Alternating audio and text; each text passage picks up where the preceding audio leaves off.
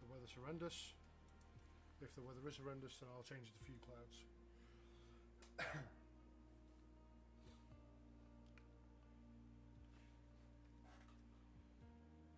Let's see if this works now. Bring the microphone How in. much fuel you usually start with? Normally standard, but I think on this one I'm going to put 75 in. Yeah. I think I'll go with 75 this time.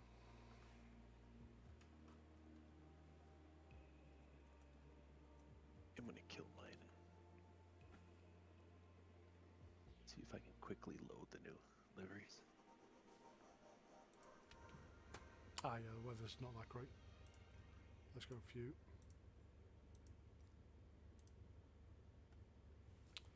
At least now I have my flight pan loaded in as well. Oh, I forgot the flight plan. Yeah, no That's big not deal. the end of the world. You can follow people. It's Yeah. no big deal. Okay, cool. That's just to give you a general idea if you want it, but... Yeah. What do you don't do? need How it. do you what do you do with the flight plans? So like you download that and put it where? At the startup screen, you can load a flight plan, and then what it does is it, gives you a little fancy line on your map if you want to follow it or whatever. see. Or some of us load it into an app called Little Nav Map, We do indeed. That is correct. and that that one, I like that better than the regular map. BAP is the one that introduced me to that one. It's great. I love that little. It's like super powerful if you want it to be as well, but it can also be super simple.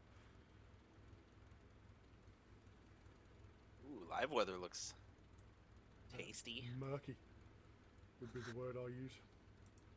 If I load, can you load Bushrats 1.7 and 1.8? I don't think so. No, because they share the same file name, so I imagine not. Okay. Let's have a quick test flight, shall we? Load the sim again now that I did that. I think this weekend I might try and create my first airport, McGrath Strip somewhere, Oh, nice. Yeah. just for knowing how. No other reason. Just sounds fun. It's that or housework, so you understand. Yeah. Oh, they fixed the flaps, haven't they? Yes, Yes. that fix is done.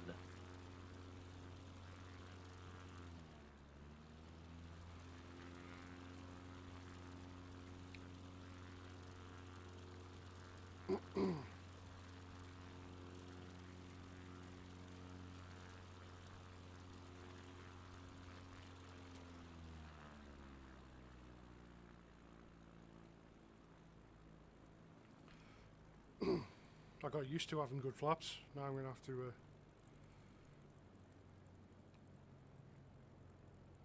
What they do on the flaps? they broke the flaps the last update. So the flaps were basically creating twice the amount of drag, twice the amount of lift they should be. Without the twice of the drag. Yeah, without twice the drag. So they just... So if you twice as adjust for great. the lift, you got no drag, and if you adjust for the drag, you're going straight up in the air. So. Yeah. But they fixed them in an update yesterday. I want to say, was it yesterday? Yeah, I believe that's right. I think it was yesterday. It all blends together.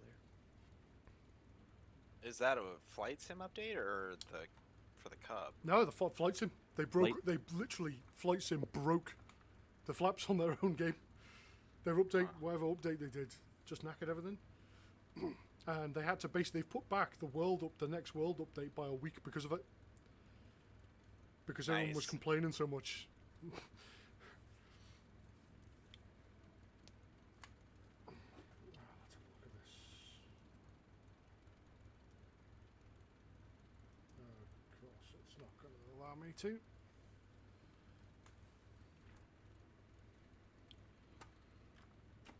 You are buried deep within an A320, it looks like there. OG. Oh no. Well, I was here first, honestly. So I can't believe I spawned this in at an airport with, like, aircraft.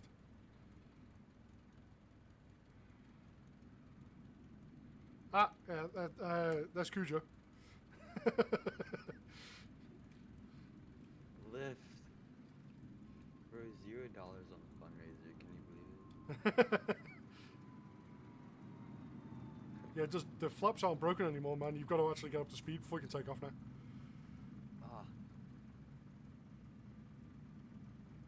Oh well, there goes my landing gear.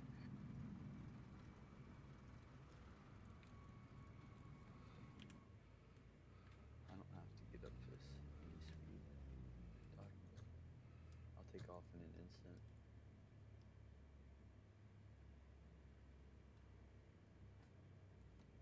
Oh, I see a bird dog on the ramp next to a gate. That's a bit odd. Here we go.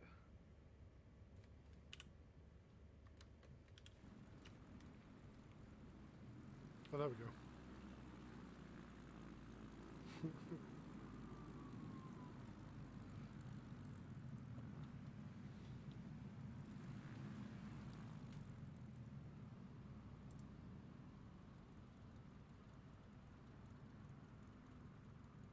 Crap.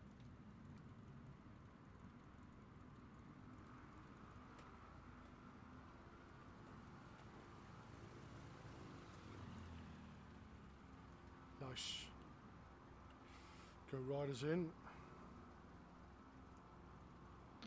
Hey, what's up? Good evening.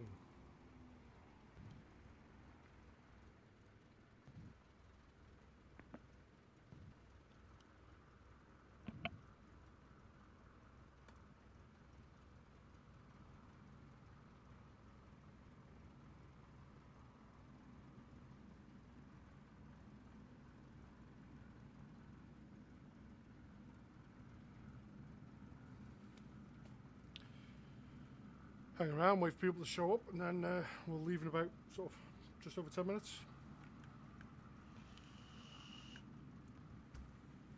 Anybody catch the Starship takeoff and landing? No, did it actually happen good? They actually landed it. Yeah. Nice. It was only half an hour ago. They took off, and all three engines fired up as they were supposed to. And then one cut off, and then another cut off, and it landed beautifully. And then about, I don't know, it'd been on the ground about 2 minutes, and it just randomly exploded. So it's just sat there. So there was a bit of fire underneath it, and the fire went out, and then there was a bit of smoke, and then all of a sudden it just went kablam, and just blew itself off the pad again. Wow. It's a brilliant video. The best part about it was the official SpaceX broadcast finished before that happened. So they landed. So they it. thought they did. Yeah, they thought they did good. It landed. It was about 2 or 3 minutes, or maybe a little longer.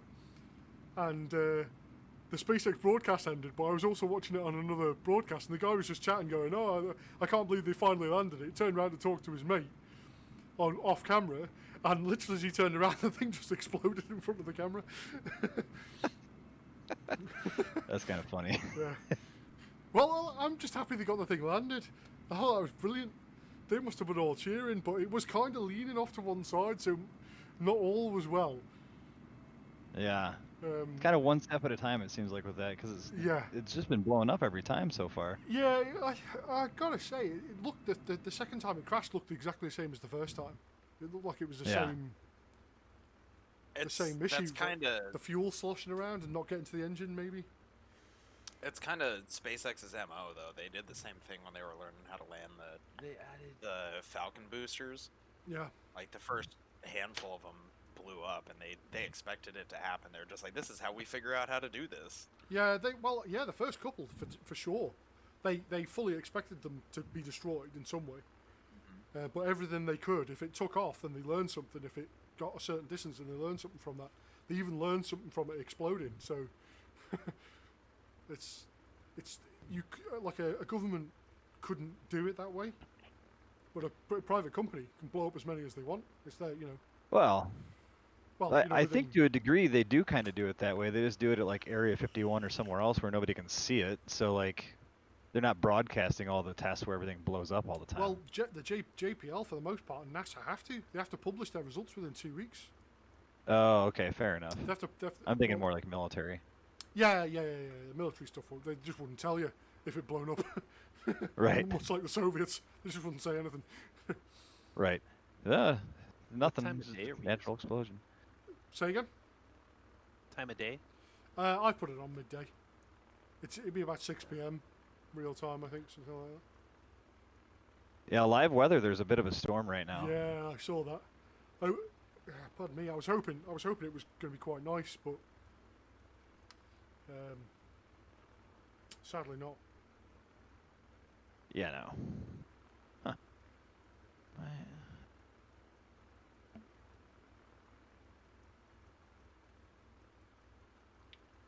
Yeah.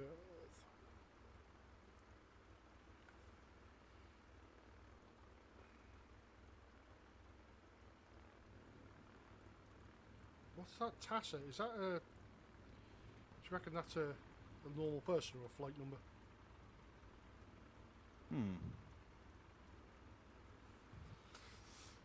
Ah, Wheels is in. Oh, of course he is, yeah. Of course he is. Should be a good flight on Saturday. He's planned a good one on Saturday.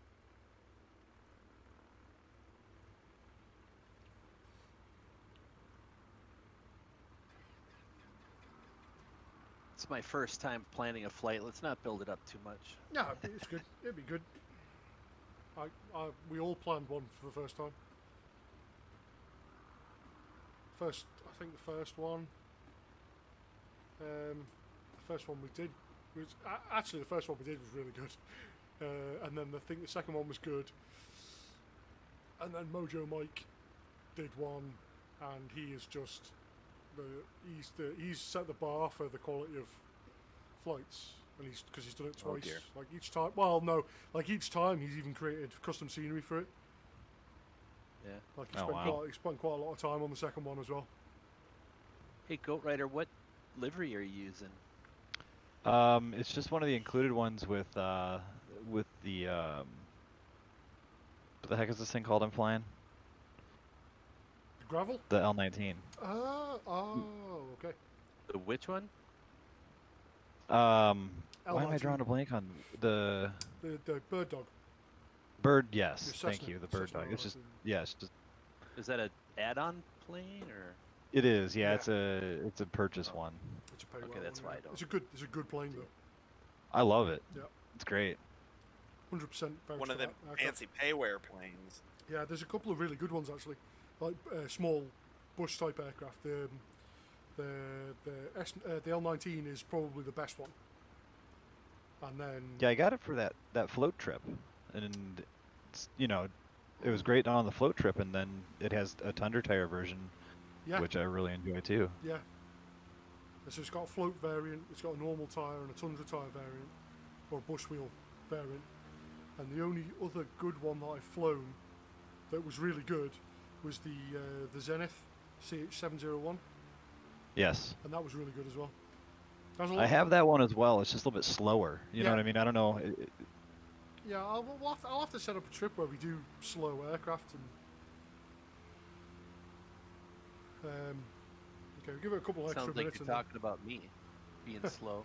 No, no, that's actually really it's fun. valid. It's a lot of fun, that aircraft to fly as well, and you can stop it in no time at all. It's a proper trike gear aircraft, so The dive brakes on it are interesting. The flaps basically just put you into like this weird dive yeah. There's configuration. there's a beta somewhere of the NX Cub as well. There's the guy, I think it's the same guy who's done all the Tundras and the cargo and the float Tundra Cub. He's made a nose gear variant because there's a Cub called the NX Cub, and they've modelled the nose gear on it.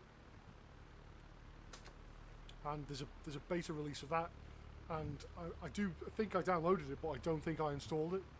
I was going to go with that, but nobody else would have that yet, I don't think. Yeah. They need to develop a way that if somebody loads a plane, right, like, and I don't own it, I wish they'd develop a way for it to still download enough of an image that It doesn't look like a bonanza dragging its tail.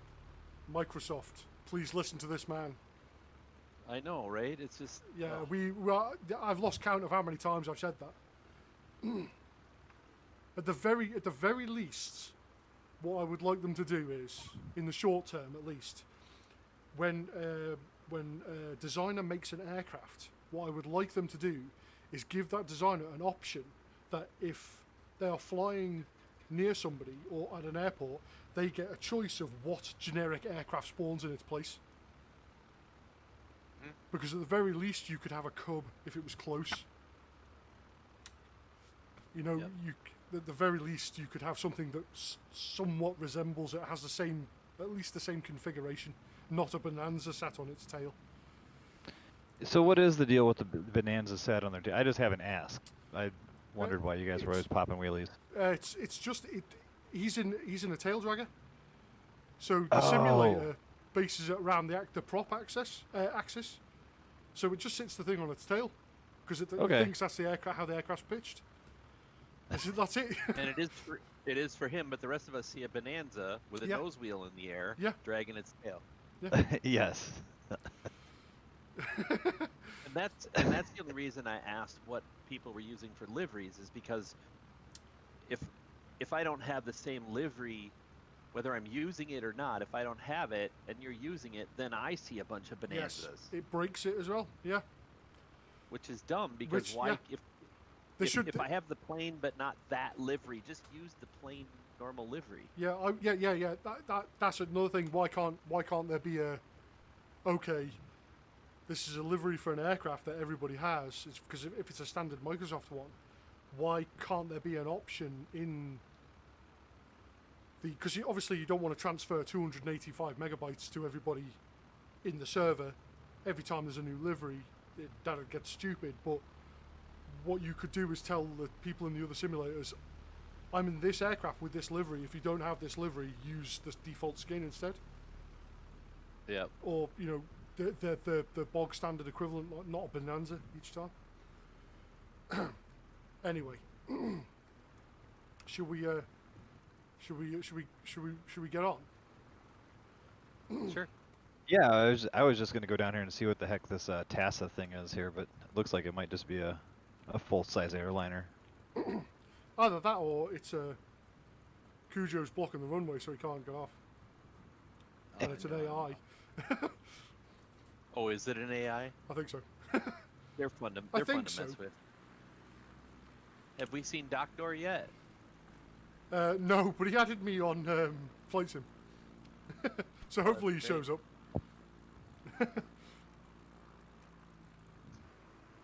Hey, how's it going, everyone? Good evening. Good. Hello.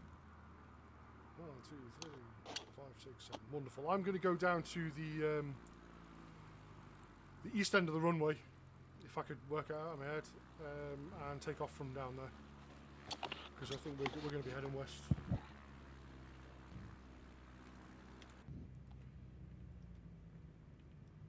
That's great. I'm on the wrong side. Yeah.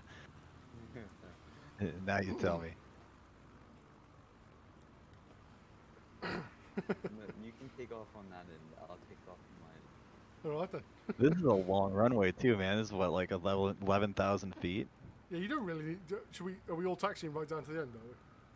Oh yeah. All right then. Yeah. I'm taxiing at 60 knots, so you know. Yeah. I get stall warning horn going off right now. 60 knots in a Cub. Whoop. Nope, that wasn't what I wanted. You Let's took put it off. back down to the ground.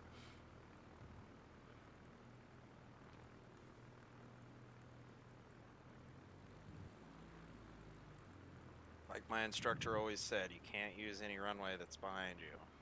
No. No, you Gotta cannot. use the whole thing. Look like a drunken soldier trying to get down here. I don't know what's going on. Oh, shoot. I took off. It happens to all of us. Yeah. I did that too. Crowbar's in as well. Nice. Hi, Crowbar. G-dubs. Pardon me. Huh. This is not going well. No. I'm gonna need some help here. Everybody jump on the tail. I don't know. Flying in the storm is pretty good, actually. Is it? Yeah, live weather's kind of fun right now.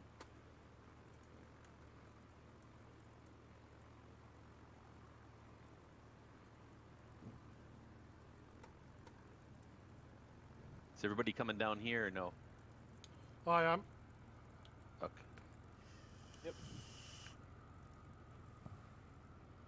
I've got 40-minute taxi time. Just taking off.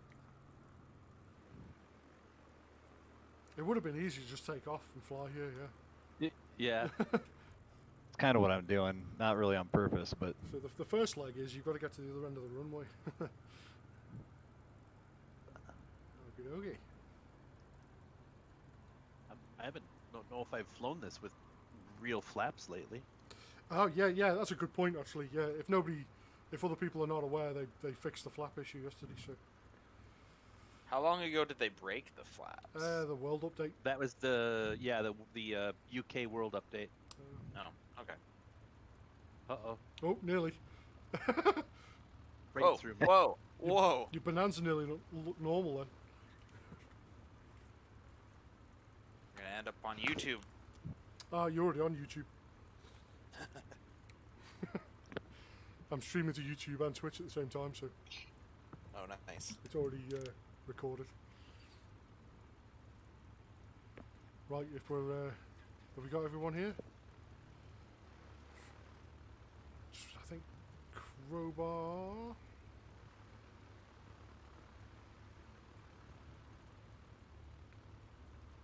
I can't open the window. Nope, Trapped in. they're not. Okie dokie. I'm gonna go. Crowbar's rolling at least. I'm gonna roll and take off then. I'll be right there. I'm 2 floors below my flight sim. Alright, no worries. I'll give it another 30 seconds then.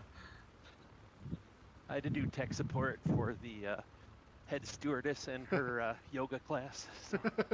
Okay, go ahead. I'm here. Thank you.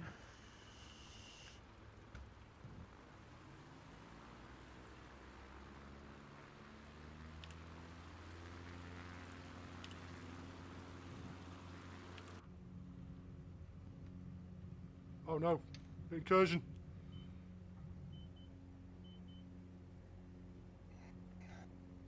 Oh no.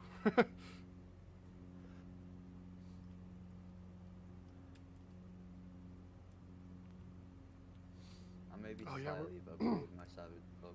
We are at 11,000 feet, so performance is Yeah, that was slower. somewhat hampered. Yeah.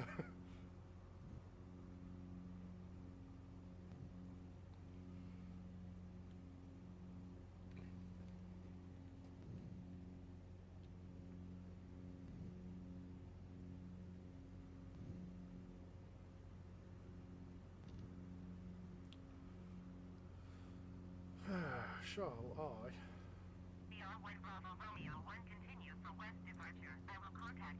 Ooh, that was a close one, Cujo. No, that TASA 1985 is not an AI.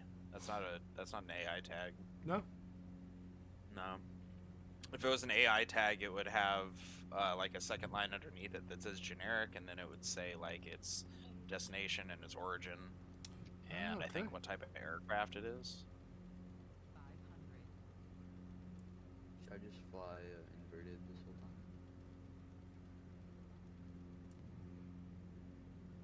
Yes.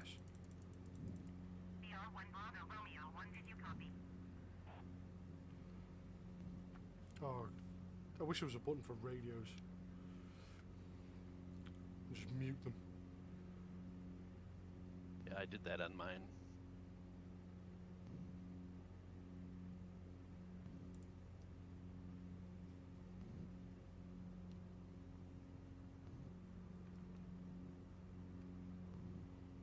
Okay, we do need to climb now. I've got to turn my altimeter off.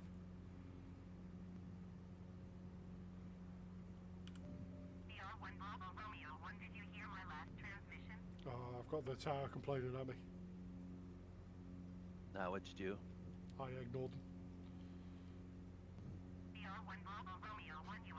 They don't like when you do that. No. Well, I'll just say my radio's broken. If I get a letter in the post, you know.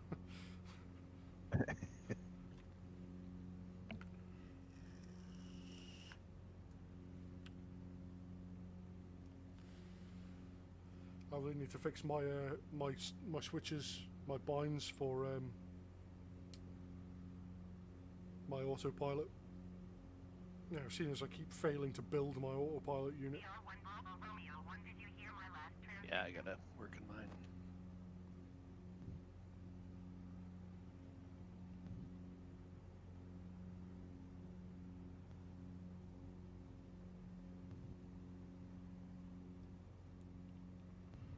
This is nice scenery for a change. Normally my starting airports are bland. There we go.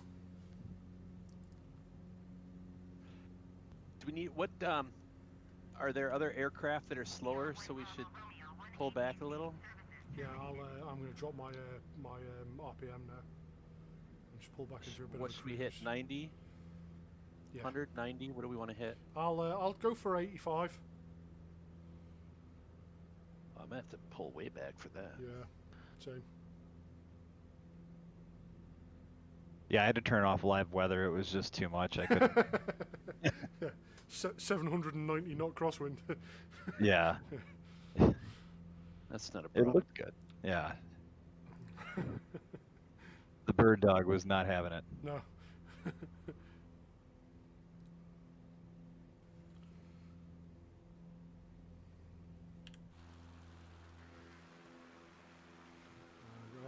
I'm just at 86 now. I have my autopilot set, so it'll keep me on course. Well, with any luck, it'll keep me on course.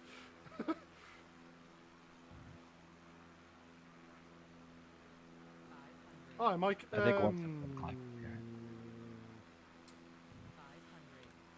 What is the next?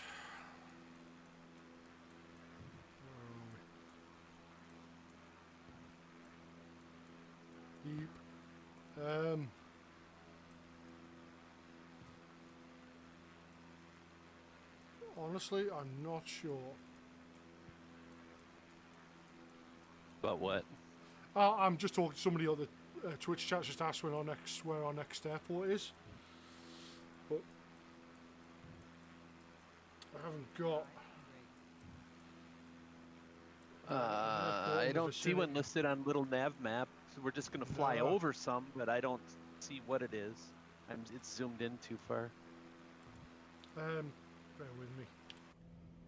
I'm heading towards a.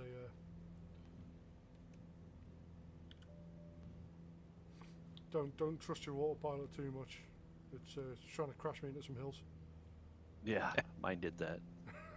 I gave up. I'll tell you what. Let's. Okay.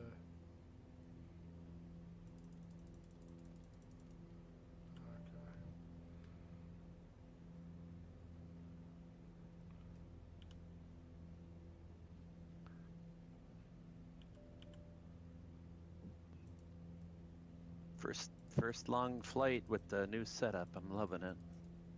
Yeah. Let's get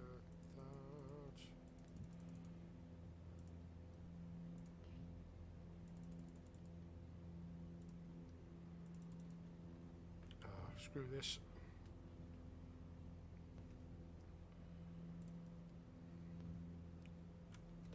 Climb, you pig.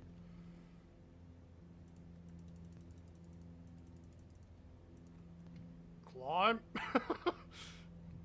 Scraping the ground here.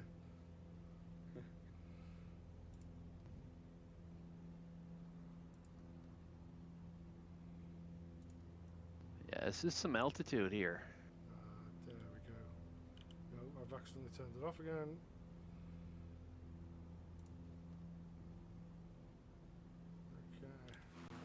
go with that. There we go. Ooh.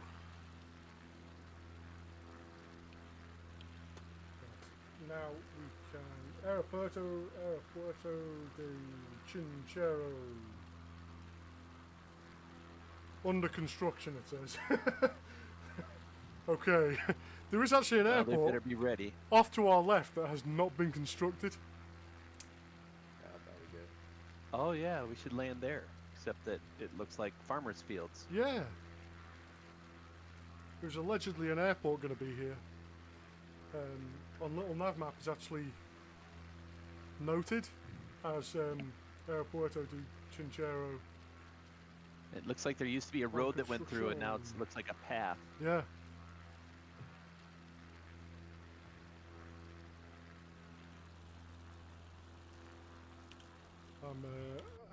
I'm heading for dangerous ground again.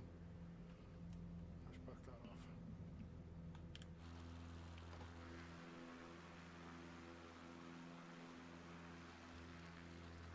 Alright, there you go. This is some high altitude stuff. This.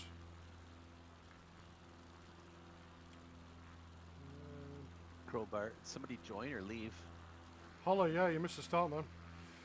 I'm gonna. Do you want to sit down there on that flap? Anywhere you go. No, there's got to be somewhere more interesting to land. Mike, if you want to join in the game, just I don't know, back here by spawn in Crowbar on and I. me It's if a you big want. open field.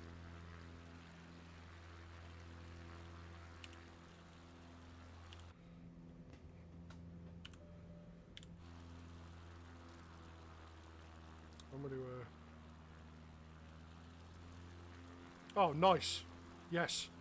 No, don't land. Wait for the view.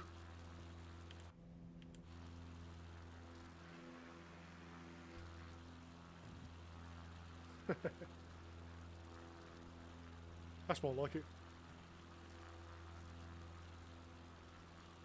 Whoa.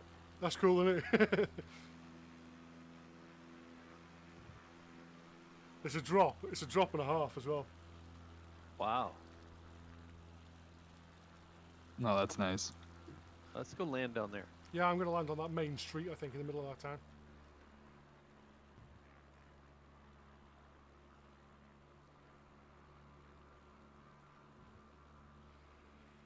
You have to be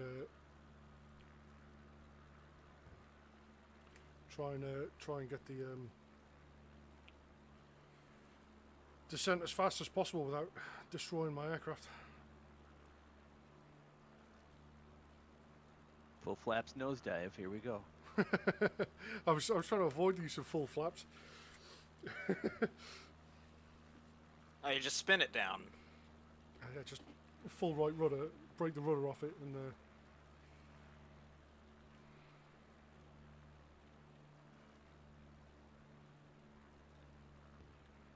Got 7,000 foot per second or per minute descent speed.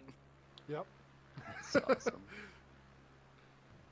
I'm trying to stay at about 90 knots. I'm with no flaps. I'm staying at about 90 knots, but I'm accelerating a little now. But that's it. All right. 2,500. That got me a little turned around. Where are we setting down? Right down here. Towards the north.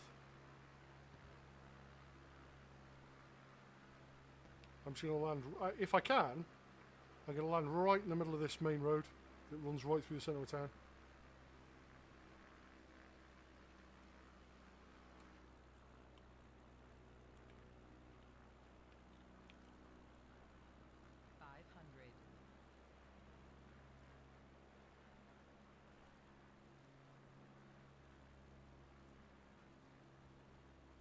Oh, damn. I pulled out the wrong direction. Like, flew away from the town. Sadly, this road doesn't look like it's suitable to land on. I'm going to brake for that field over there.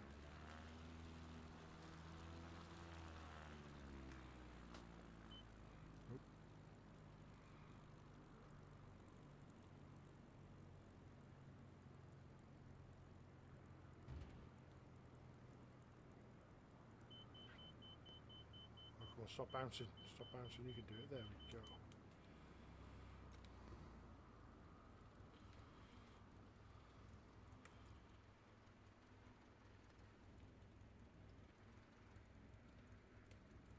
That was a great, like, over the edge, over the cliff edge.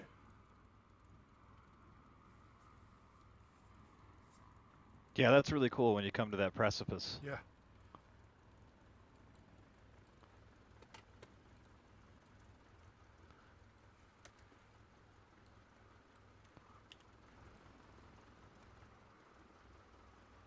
Oh, nice.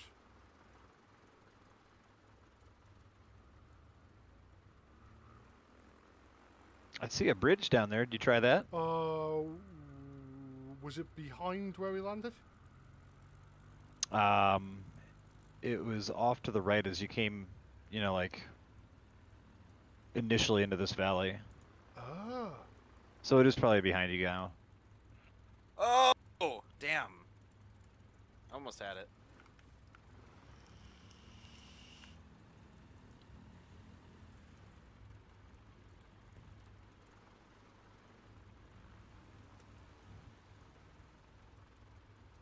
Okay, I see where you guys are. I'm just gonna go ahead and turn my engine off and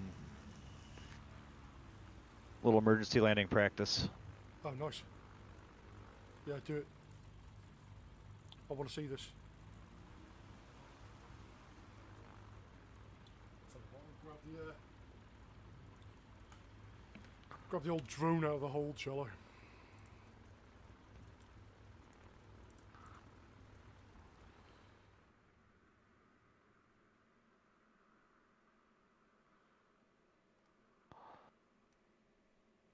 There we go. Huh. Oh yeah, Must be in the wrong town. floating bonanza. Oh, look, you guys are in the next town over. That explains a lot. I'm like, okay, I'm on the center road of this town. Where is everybody? Goat's coming in for a engine off landing.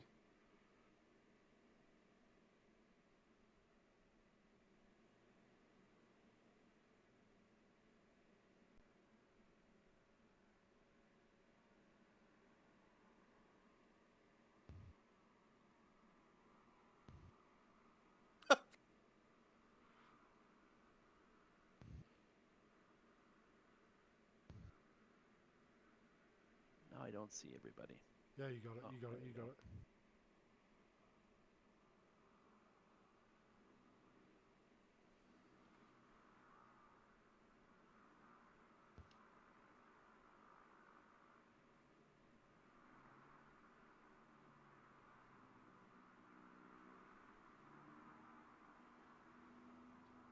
Beautifully done.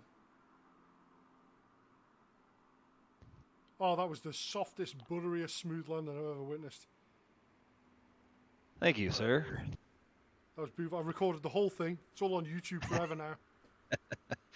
You're Very done, you're good. done for. Glad I didn't screw it up then. Yeah. Right, let's get the hell out of here. Yeah.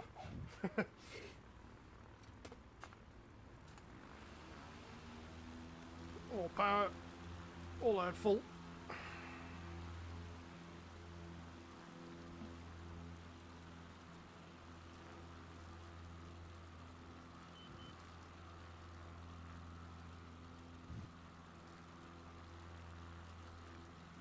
I'm gonna swap to the Cub. I'll catch up.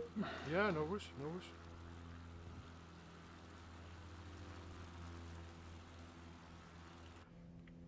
Let's put AP back on. In fact, let's not because it's trying to crash me.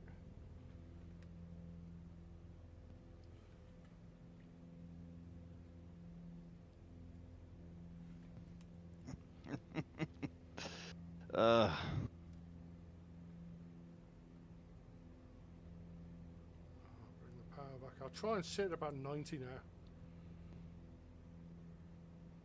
Is that 90 power? No, that's 92. I'm still accelerating. Okay, there we go. I think I found it. I did, however, forget to put my prop RPM back up to full. That's a problem.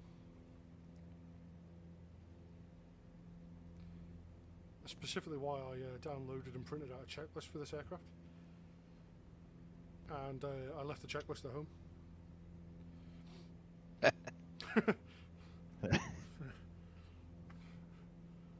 I put them in the Discord. I found a load of them, or links to the images, because a couple of people asked for them, and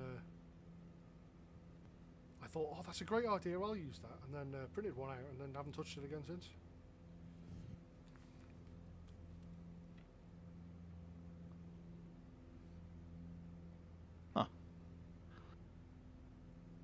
I really am looking forward to sort of DCS level detail aircraft in this. Yeah, that'd be nice. It's not going to be. It's going to be a while away yet. But I really hope that happens. Is that going to allow me to zoom out one or two levels? Might do. Nope. It's going to. Little nav map does it. If there's anybody, when you put in a flight plan to a little nav map, do you know if you can keep it zoomed out? Because at the moment, No, it's annoying. It keeps zooming back in. Yeah, I haven't figured like there's a lot of options in this thing, and I haven't figured out a way to keep it zoomed out to a decent enough level. Yeah, that's why I actually run the standard map next to it. Oh, okay.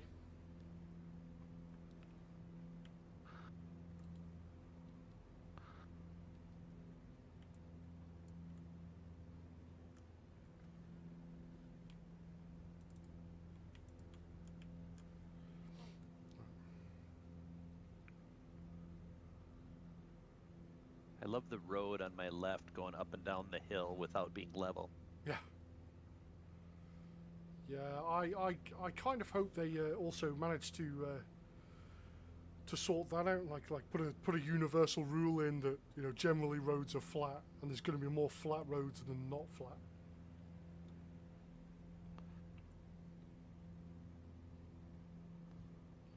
Oh, I'm liking this valley trip. This is good.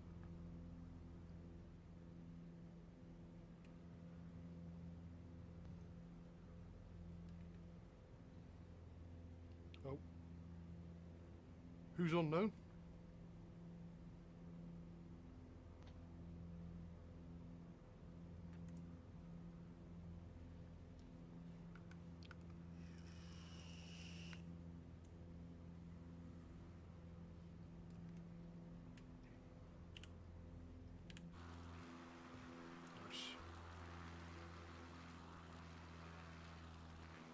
I'm just going to slow down a bit for Goat Rider again.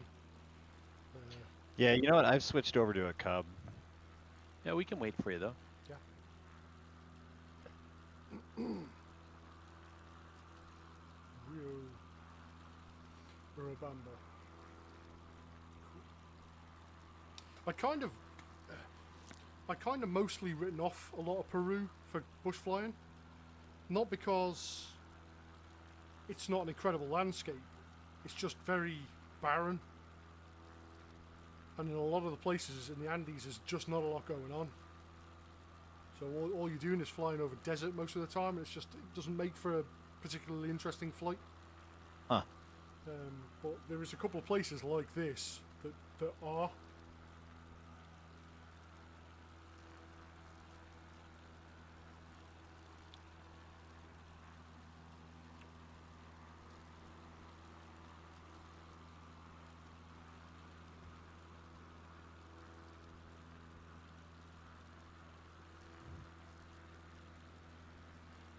Oh, excuse me.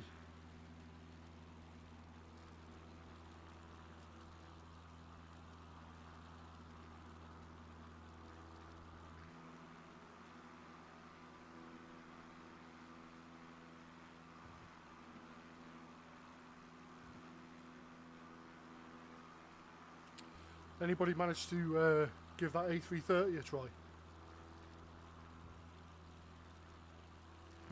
No? I think that was released yesterday, wasn't it? Again, I downloaded it, but I haven't installed it yet.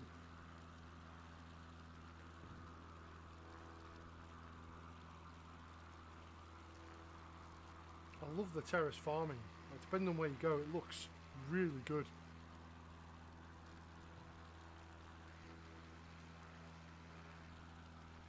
In the simulator, the textures on this particular area, they've done. It's come out really well.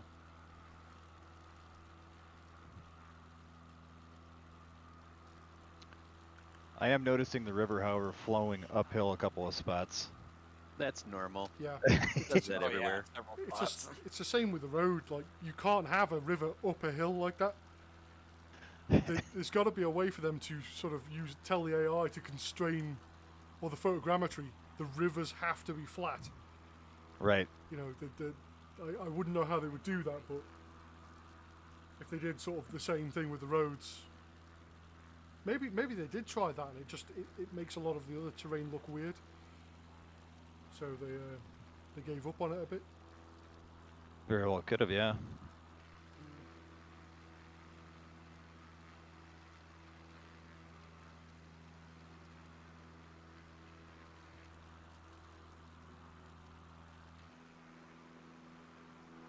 I'm gonna bring it down another. I'm gonna put it down here. Give Goat a chance to catch up with us. Don't worry about me. I'll catch I up. can see his flashing lights, Yeah. but I'm at 12,000 feet, so you know. Okay. Nice green field. Looks tight. I will land in that.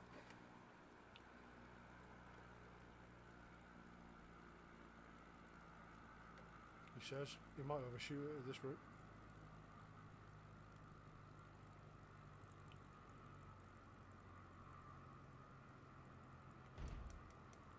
That was a positive landing.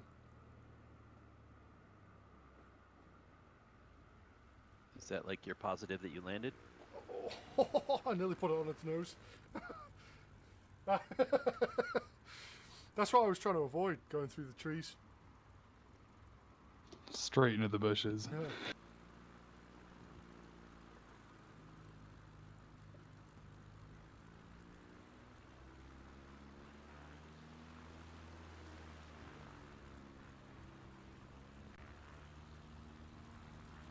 Taxi down to the other end, and oh, that was nice. That was a good one. That was a good landing. Thanks.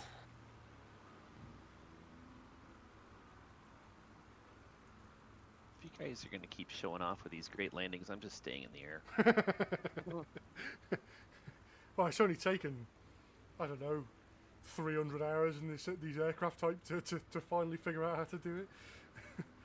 You'll get there in the end. And Yeah, tail draggers are still tough. Yeah, there's nothing greater than a bit of peer pressure to improve your landings.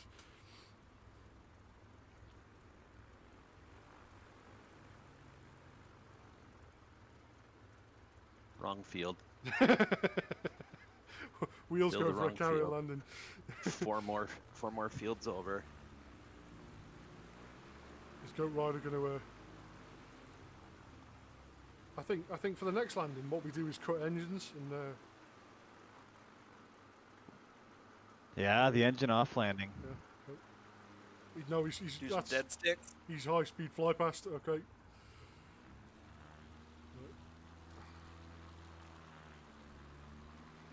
Alright then, let's.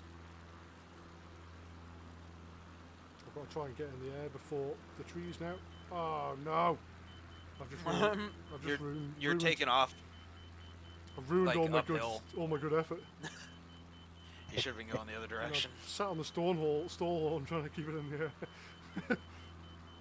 Come on now, you can do it. There you go. Okay, this wasn't a street. This was water. In case anybody was wondering. Okay.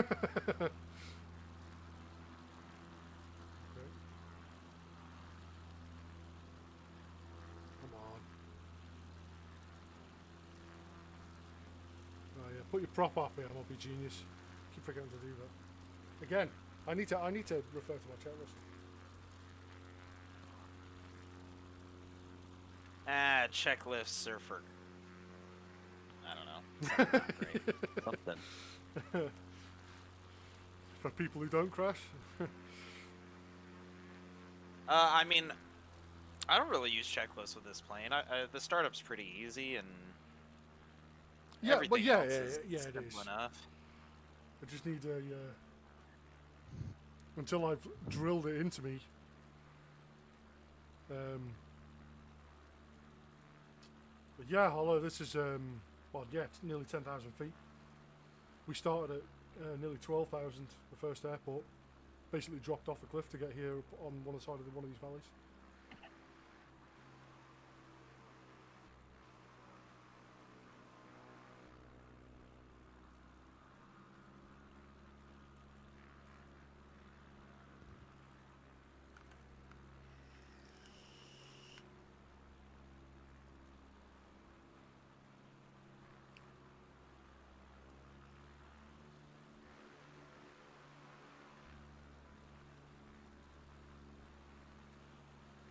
Some brilliant looking mountains coming up.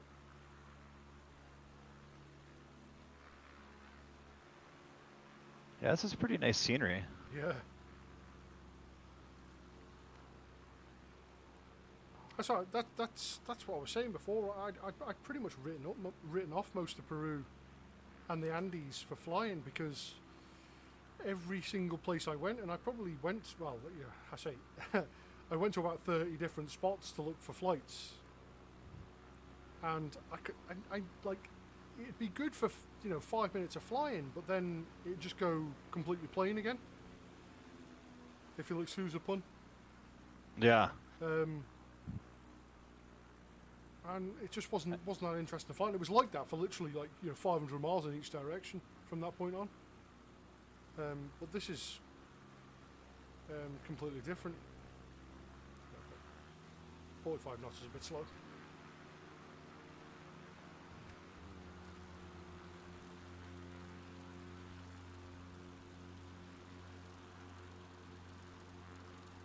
Let's see if it'll hold it. There we go. Is it just gonna climb straight up to 1,000,000 feet? Yep.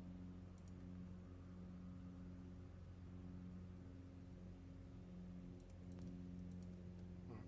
You're not having head and hold mode anymore.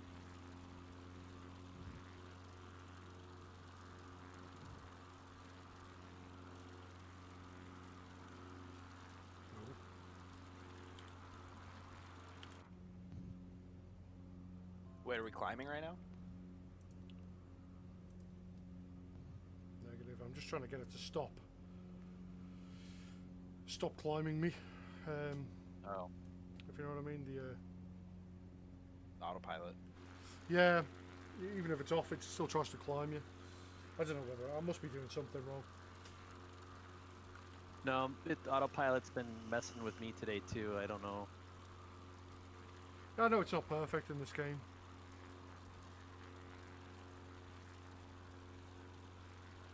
I just want to see if it holds the course around this point.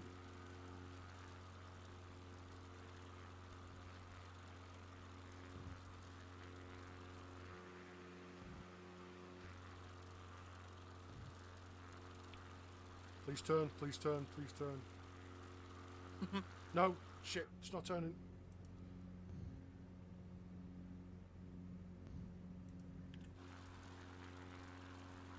Can I trust the autopilot not to smash me into a mountain? This is gonna be close.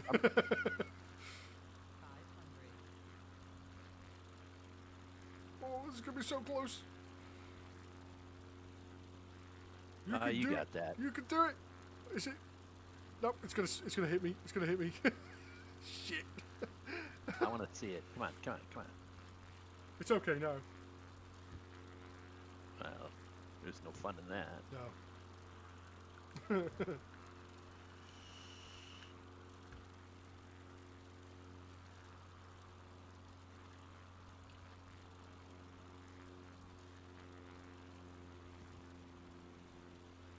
I just want to see whether it's capable of actually keeping me on the flight plan.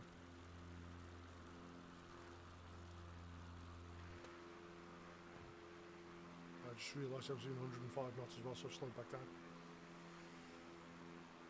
I was gonna say there's a section of people behind us. Mike, I honestly don't know what the next airport checkpoint is. We haven't got one planned into the flight plan this time. We've got the origin airport and the end. On this run that we're doing, it doesn't actually look like there is an airport between. What I'm saying is you're more than welcome to, if you load into the game and spawn in on us, because you can do that. You can just click my name in the sim and just spawn in. But there isn't actually an airport on this route at all. Excuse me. Other than our destination.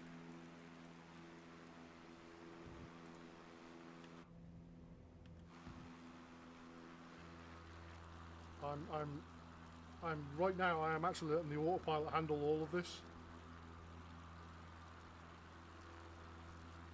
So I hope. I'm only going to take over from it if it tries to smash me into a hill.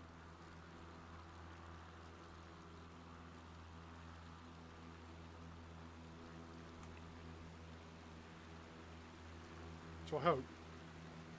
I'm hoping.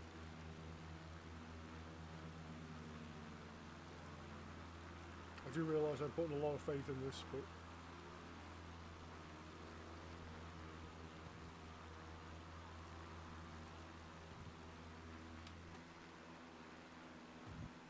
you ready for this? It's quite a tight set of turns coming up. Come on, you can How do close it. are we to Machu Picchu? Yes. Is that around here somewhere? I couldn't tell you. I try to stay away from places I can't spell. Yeah. I mean, I wouldn't want to go to London anyway. Yeah, I'm not sure where it is. Alright, I'm doing a turn. This is full autopilot in command right now. I am not touching it. Ooh, it's taking that turn kind of wide. It is, isn't it? I've got a bit of faith in it. But not that much faith. Holy crap. I'm going to touch it. It literally bounced the wheels on the ground. Just clipped a few of Wow. the It's trees alright. there. It doesn't matter. It's all over now. It's going to send me to the other side. I tell you what, I'm gonna trust it as long as I dare, and then I'm gonna just pull the wings off the thing. Which is at about this point, I don't trust it anymore. Okay, yeah, there we go. It doesn't really have the ability to. Oh no, it's gone into climb mode again, hasn't it?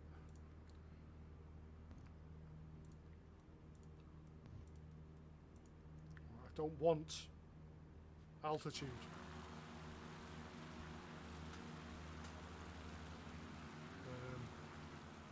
Yeah, that first corner, it couldn't have been any tighter. My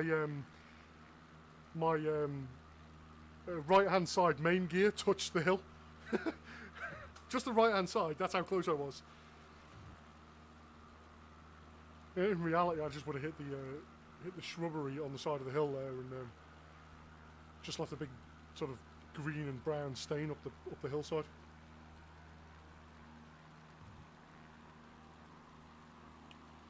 I'd be interested to see if I pull the throttle back just a little bit more. Are we jumping out of this canyon? I couldn't tell you. I don't think so. I'm going to just follow the river. Or are we following the river? Yeah. Sorry, I'm chatting to myself on. I had myself muted again. Genius. I was talking to myself about that letting the autopilot handle that. I literally, the right hand main gear was touching the hillside, going around like, and then it tried to fly me into the other side. It wasn't trying to correct it at all, so I had to take over from it. Yeah, there are a couple close calls there. Are you guys following the straight line, or are you gonna follow the river? I'm gonna follow the river. Okay. Because all of a sudden I'm like, if I have to climb that high, I am in some serious trouble. Yeah, I think we all are, aren't we?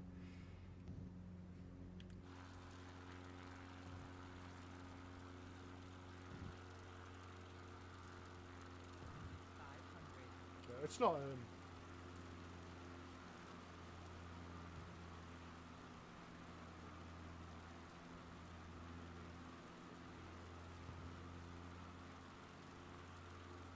Yeah, the path it wants us to take is well, dramatic, isn't it?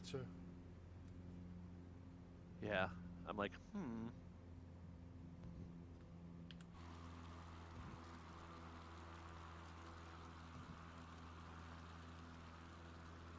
Man, there's a village on the top of that mountain. Oh, yeah? There's a switchback road that, oh my gosh. That's the kind of place where it's just sort of perilous just to get up in the morning, isn't it? Yeah. I hope the left-hand side hasn't slid down the hill.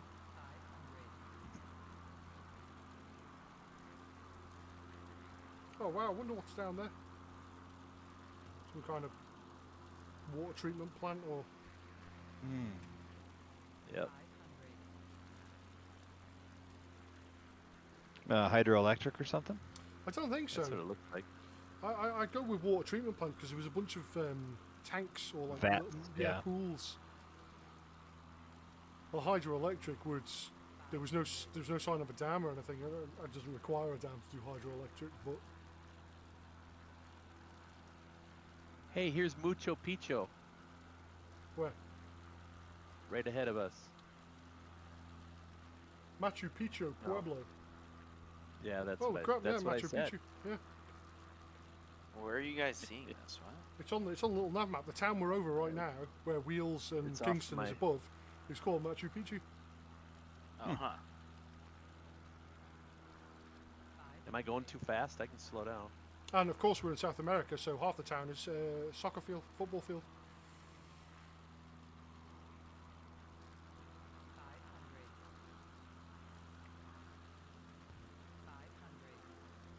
There's that road. Holy cow. Oh yeah. Who wants to drive that in the morning? No thank you. Well, I don't know, it depends on the vehicle. Yeah, that could be fun on my Yeah. bike. Yeah, well, I don't know. Like, high acceleration, slow down, turn. High acceleration, slow down, turn. I know, that'd be awesome. It'd be fun in a nice, big, powerful rear-wheel drive car. I don't think you'd really have much tyre left at the end of it, though. That's okay. What kind of bike have you got? Yamaha FC07. Yeah.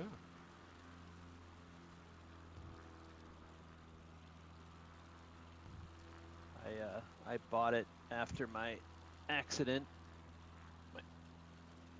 I went looking for anti-lock brakes because that's how I ended up spilling, was slamming on the brakes to not hit an animal and wiped out. I too have made that very same mistake, except my braking, my right hand where my front brake was immaculately. It was just perfect. The amount that I pressed the brake, I didn't lock the wheel up. I braked as hard as the bike would let me. It's just a gift that I have. However, I didn't slow down enough to not hit the animal, so I still hit the damn thing. It didn't kill it. When I hit it, I must have been doing 15, 20 miles an hour maximum, Yeah. and it rolled onto What's its up, sides. guys? Hello, sir. Hey, this is Kingston. If you guys are looking for Machu Picchu, it's up here. Yeah, it's we might as well go and have a ski Where down is it? while we're here. It's up at the top of the hill. It's quite a climb up from where you guys are to your left. Yeah, Immediate left. Might have to do a couple of loops, but yeah, I'll follow you. I didn't realise it was there. The town of Machu Picchu was before, but I'm quite happy to.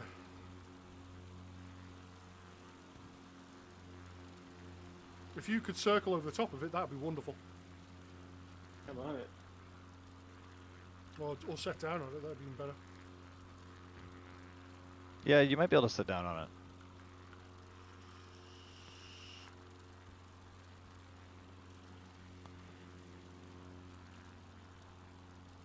So I come from a place where motorcycling is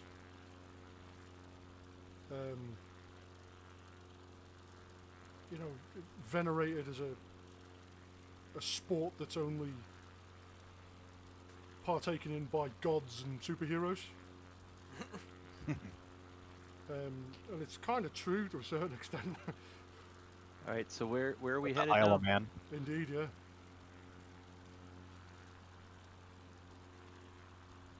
Where are we headed? Machu Picchu? Yes. Is that what this is all supposed to be? Yep. Huh. Where is it? Where I'm hovering overhead right now. Okay. I say hovering. Well, yeah, nearly hovering. Nope. It's where that road led to. That big windy road. My sister's been here. She climbed all the way up. Oh, this is it right here, right? Yeah. Oh, I think it According- is. According to the little nav map. Hold Yeah. on. Yeah, no, it's definitely it. I've been here too. You've been there. Yeah. What was it like? That town down there is where like the tourists and all the hotels stop before you do the climb up. The one we passed just before. Nice, yeah. Yeah, it's incredible. I mean, the fact that they built the city all the way up here is just mind blowing. Yeah, yeah, it is, isn't it? It's like the pyramids on the top of the mountain. Yeah.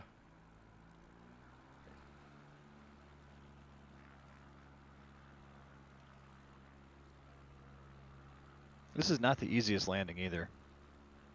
No. Land. Who's landing? Well, I'm going to be. we are.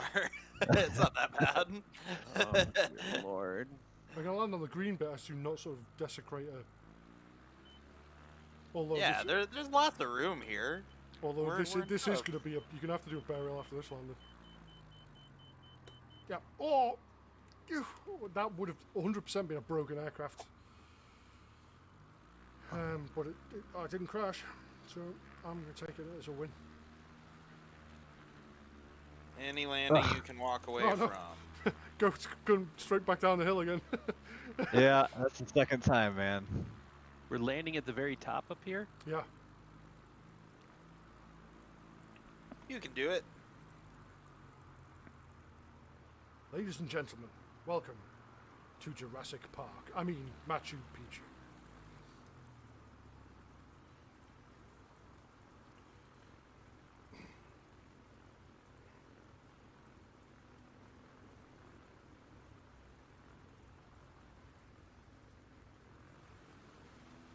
That's really cool. Excuse me.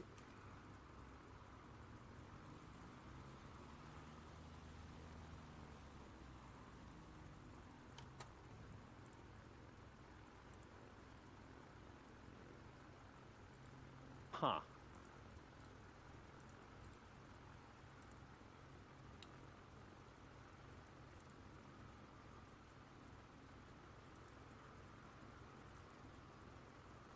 Oh, wheels.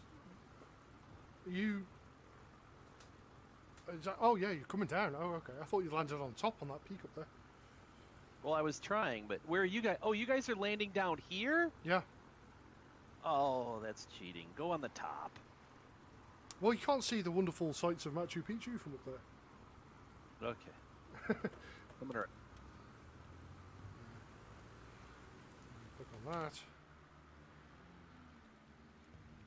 Whoop, I'm gonna need some more altitude.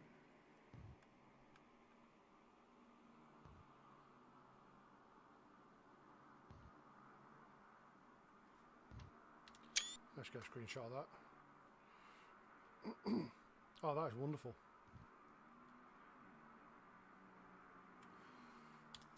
I need a post-it note immediately and a pen. There's a pen. Because I'm gonna write down that I need to get that stupid name mod.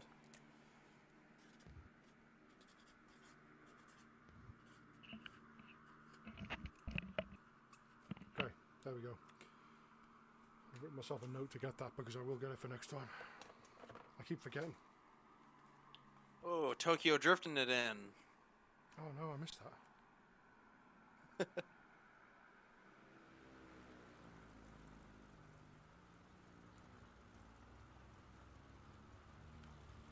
Oh.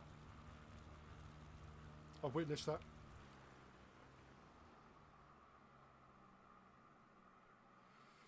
Right.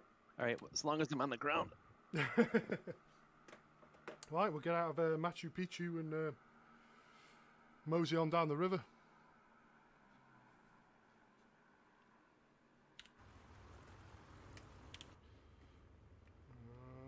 Let's have a flap. And let's make sure my prop RPM is in the correct location this time.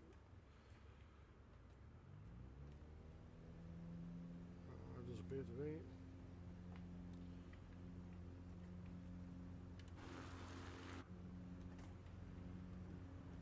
Oh, well, that was absolutely an accident. I'm going down the hill now. This is. Oh, won't somebody think of the children?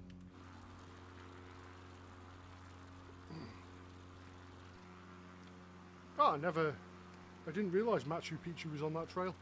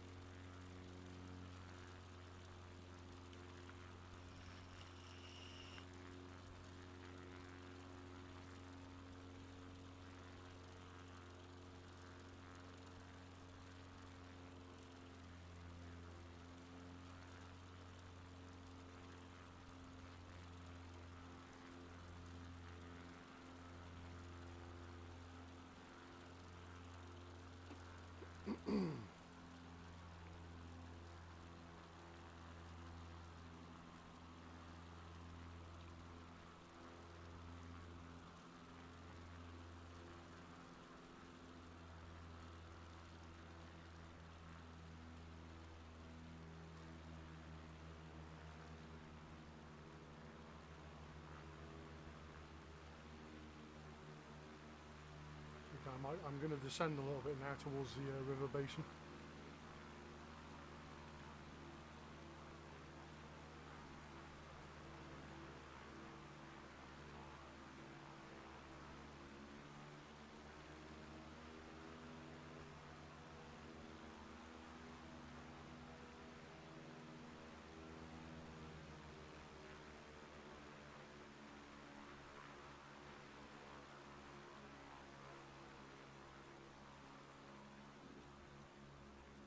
Well, there's a bridge.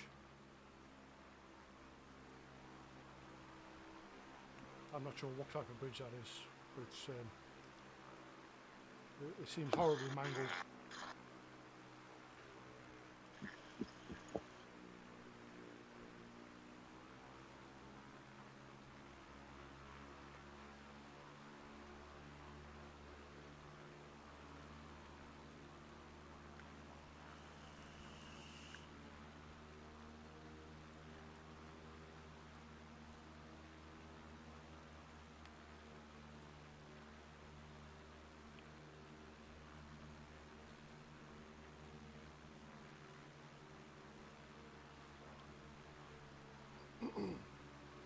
Santa Teresa.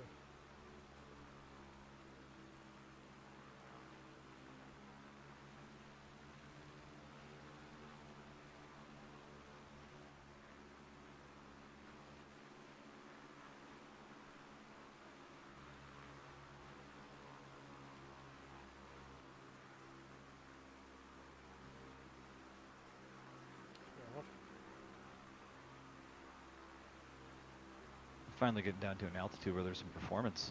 Where there's some air, yeah. Oh. Apologies, my... Let's get rid of that. It'll come back in a minute.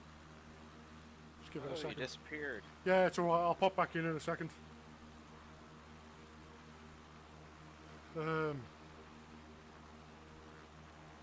I hope I pop back in a second. Don't tell me it's crashed. Microsoft Flight Simulator having a crash? Unheard of. There's a town up here we could put down. You can. I think I might Join have us. to, you know. Yeah, I think I've had a hard crash here. Right. It's just stuck. Oh no, there we go. It come. What even is this? Just every now and if you unplug a USB device, everything freezes in the game, Yep. and it's come back to life now. It's fine now. I can see you all guys in front of me. Ah, We can take a circle tour and let you catch up. Yeah.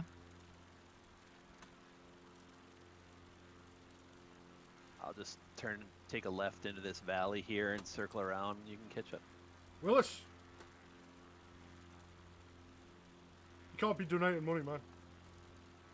That's incredibly generous of you. You do not, genuinely, I do not do this for money. Oh, it's So a don't- pretty valley. You don't need to do that. I don't even know why I put it there. But I have not, like, let's be real here. I'm never going to get rich playing Microsoft Flight Simulator. So it was never my intention to do that. I do this in my spare time because I enjoy doing it. The only reason I did it is to get people to come onto our Discord and come flying in groups with us. So it was a really good way of advertising that, and it's worked brilliantly. We've probably had 30 or 40 people join the Discord to come fly with us purely because of the Twitch. This hill says landing strip to me. But I really I appreciate see it. a It's really, inverted really kind of you. bridge in front of us. That's We also definitely the first do donation inverted I've ever had on Twitch. confirmations. There you go. Oh, that bridge down there? Thank I you do very see much. that.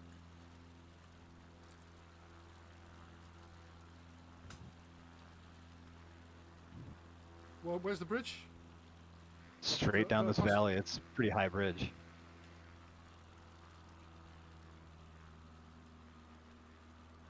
Am I going the correct direction? Yeah. Sorry, I was just chatting to somebody in the Twitch who one of the guys in the Discord has just given me a $5 donation. That's the first donation I've ever had on Twitch, and it was Nice. it was really nice of them. Yeah, I thought that's incredible. Oh yeah, I see that bridge. That's really cool. Alright, so we're doing this inverted? I'm gonna try. Do you know what? I'm gonna go with just sunny side up to begin with Nah. until we've hashtag bridge confirmed it. Yep, bridge confirmed. Inverted. Alright, I'm going inverted. What were you doing inverted? Communicating? It's half a bridge. It's not even a full bridge. Oh. That's half a bridge. Well, Yeah, you're right though, it does work. Beep. It worked though. How is that even generated as half a bridge?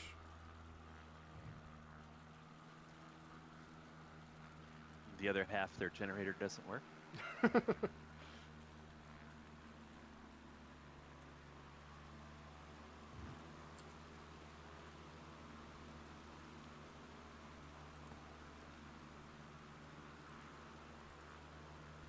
Yeah, thanks very much, Willis. That was really, really nice of you.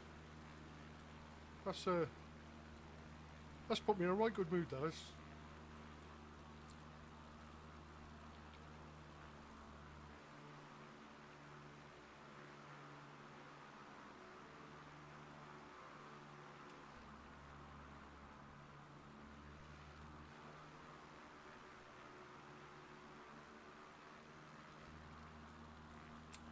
That being said, if anybody does want to join, we do like there's a whole bunch of like flying groups for Flight Sim. There's a whole bunch of Discords. R1's fairly loose and fairly casual. We do 2 planned trips a week. Anybody's welcome to join. We don't require, there's no skill levels. We don't show up, fly inverted if you want, land anywhere you like.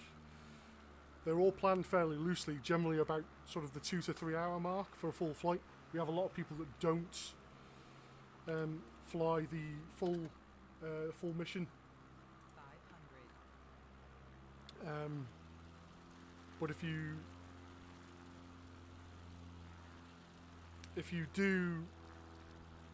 join the Discord, again, it's not completely over the top one. We don't ping usually everybody tag all the time. It's a fairly casual lot. We've got guys who build in scenery. We've got guys building aircraft. One of the guys on our Discord is building a proper Piper J3 Cub. He's also building an A350, which he plans to give out on the Discord. Don't tell me, that's a long way off at this point. And he's also doing, and I know he's teased photos of it, he's building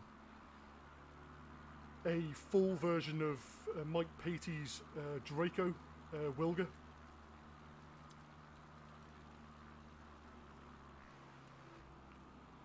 Like somebody's gonna have to. I'm just chatting to people now, so I've unmuted myself so I can actually talk to people again.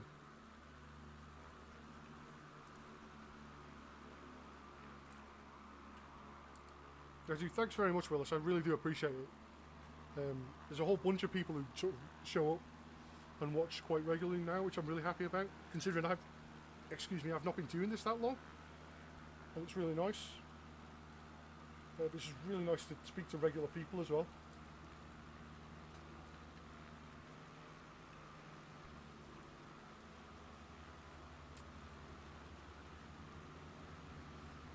I'm gonna set it down at some point here, somewhere around here.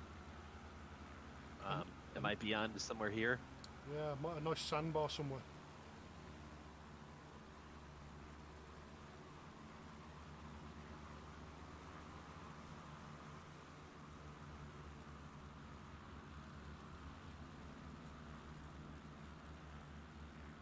Oh, there's.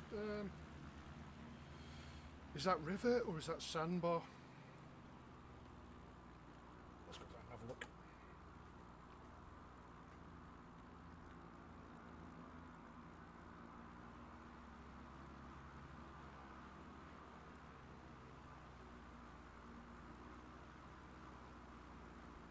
Hey, That's a new design, banked river. Yeah, that's my immersion. No, I've kind of got used to the uphill rivers down there, the hill rivers, the river hills that you see randomly in some places as well. Ooh, I don't think we can get this bridge. No, that one looks tough. All right then, challenge accepted. Challenge accepted, huh? I haven't seen it yet. Oh wow. Oh no, Cambot got it. Yeah, I got it. I can Nice. Get it. I've got it. Oh yeah, bridge. What do you mean? That was easy. Did it work? Yeah. Yeah. I'm gonna go the other way. Yeah.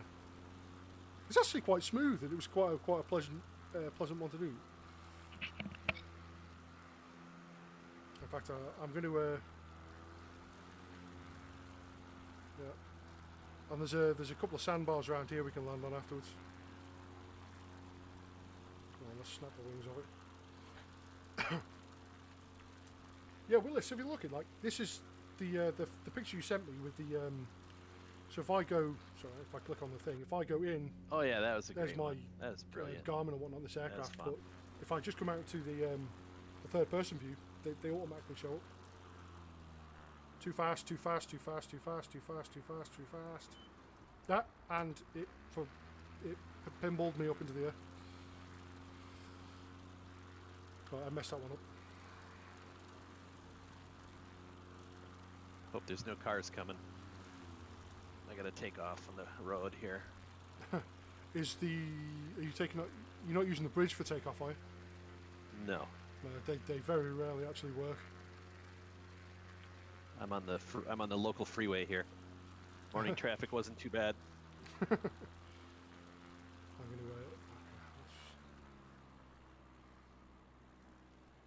Oh no, Goat Rider went in. Oh no.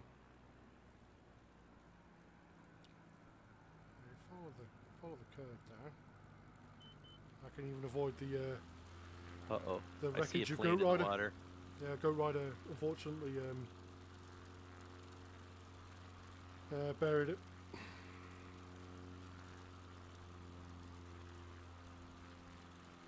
You find a nice spot to land there? Yeah, nice sandbar right in here. Nice.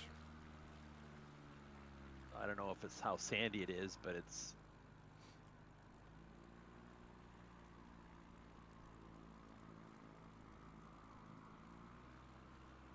Okay, this is mostly banked river at the moment.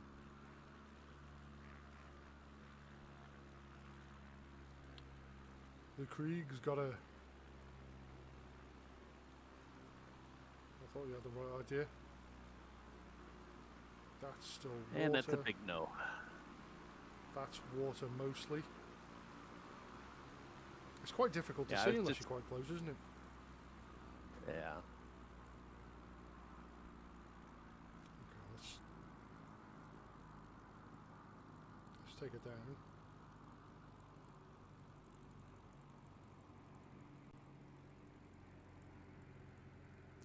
Come on.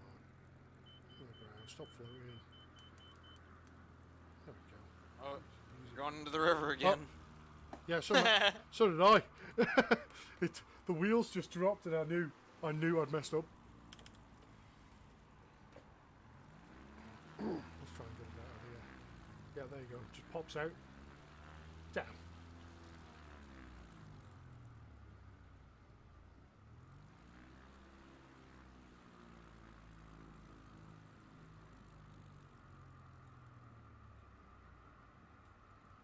Damn it.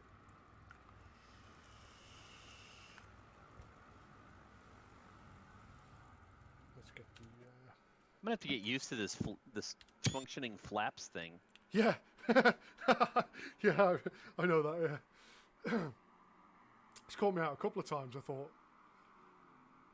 I don't need that much flap because the flaps are powerful. Oh no, wait, they're not. They fixed them. Damn. Never more present than last week's group flight where I got that A380 off in about 150 feet. Not A380, A320.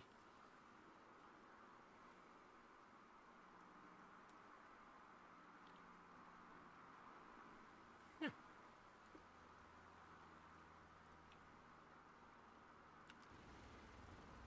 Let's have a quick look at the... Oh yeah, got a long way to go yet. Alright then, I'm going to...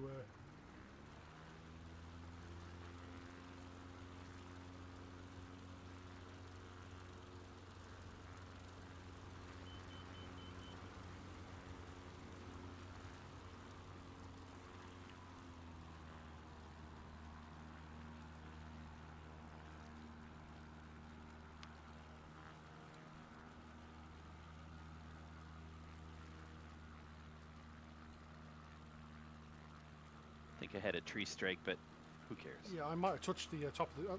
I've already wrecked 3 aircraft on this trip, so... I'm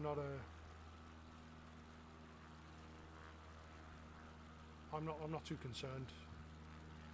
I mean, I was upside down on the river under that bridge. Yeah, so. I hit the bridge, it pinballed me up. That was 1. I was just upside down just now, that's 2. I ploughed into a bunch of... No, 4 aircraft. I'm into the insurance company for $500,000 right now. I'm sure the Civil Aviation Administration would have some serious questions for this whole group. They don't exist down here. It's lawless wasteland down here. Well, Pretty much. run what you brung down here. Just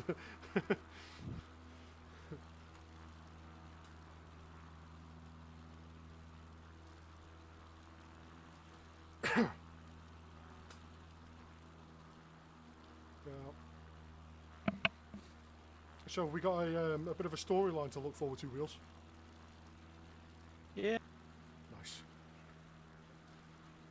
I've got to dream up another storyline one as well, but I don't want it to be anything like the last two I did. Yeah, mine's not. Mine's sort of the same kind as yours. It's just mostly just in the winter. Yeah, no, that's cool. It does like it totally adds to it. I love the storylines, and I like dreaming them up. And I found that the one I did, the last one I did, the one where we did the 4 countries, Laos, China, Myanmar, and Thailand. I enjoyed making that one more than I enjoyed flying it. Like I enjoyed doing the redacted documents and stuff like that. I just really enjoyed doing that, and actually researching the area and trying to be as accurate as possible.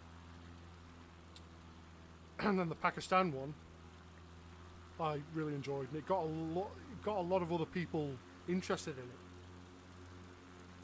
in it. So I thought I'd do it again, and it seems to be quite popular. It's like Unknown is upside down on the ground. Oh no. Who is Unknown? Is it one of I us? don't know. It's gotta be one of us. Or maybe not actually, because there's 7 of us in the Discord, and there's 8 of us here. Unless I'm miscounting, no, that's 7. There was 8 just before. No, there's 8 in the Discord. Yeah, there's 1. There's Wheels, yeah. What is this town? This looks quite interesting. Paviok? I don't even want to pronounce that. I'm gonna... Whoa, that's the side of a mountain. Let's pay attention, not look at little nav map. Whoa.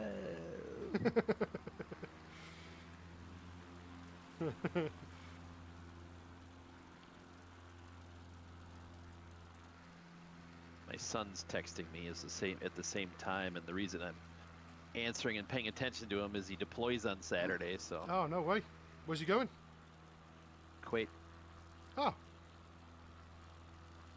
It's not a bad place. Yeah, as long as Iran and Iraq don't get crabby at each other, because it's in the middle. Yep.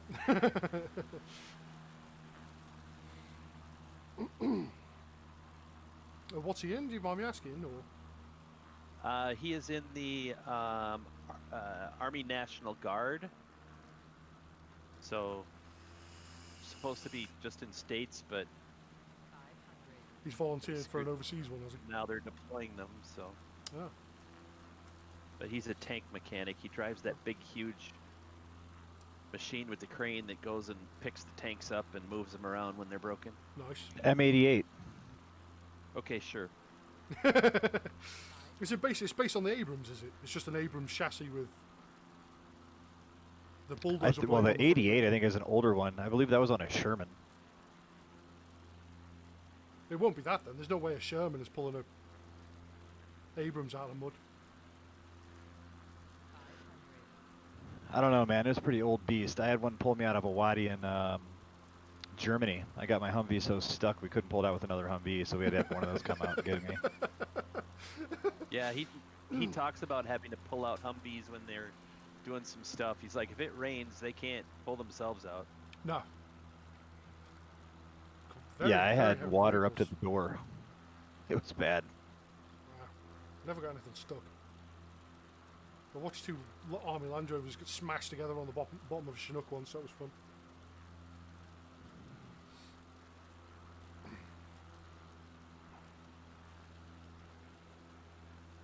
That was nothing to do. That was not my fault either.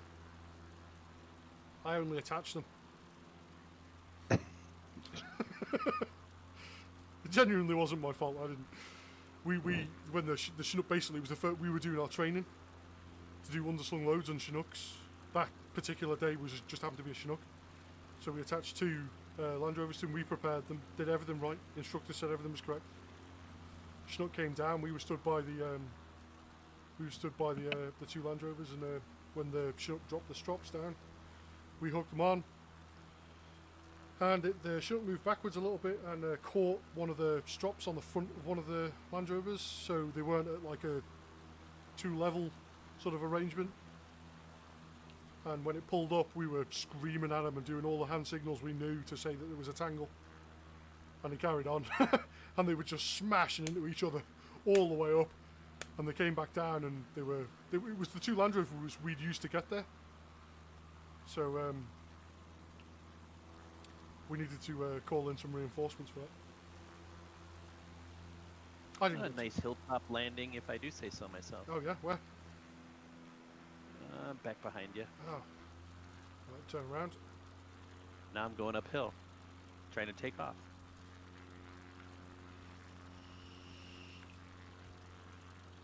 Right behind me. I might try and climb this. Oops, engine killed, making a landing. That's actually not a bad idea. The engine died. I gotta figure this out in a minute. I made tell it. you Okay, what. good. I tell you what, I haven't. Why did the engine die? Oh yeah, fuel.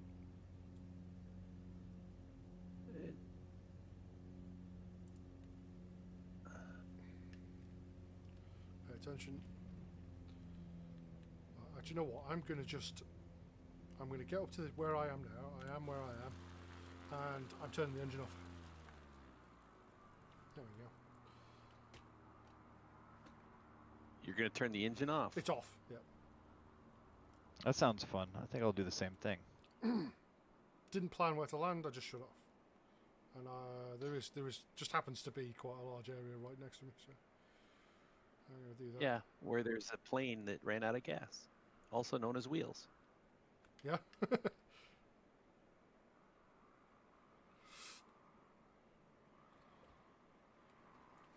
Let's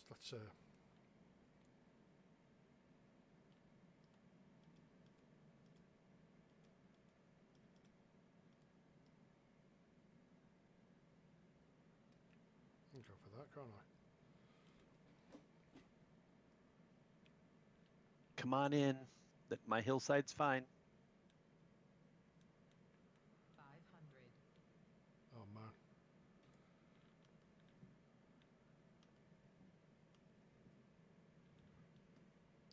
Come on, land without crashing.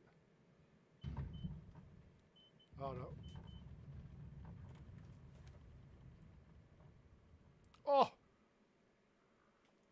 Yes. I managed to do it without smashing into any trees. Let's It's gonna roll down the hill. No engine. I'll just come down to you guys.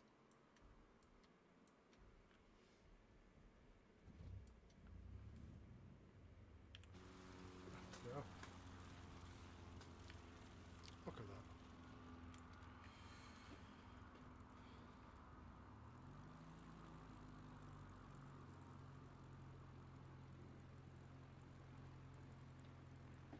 I'm really happy with that landing. That oh no!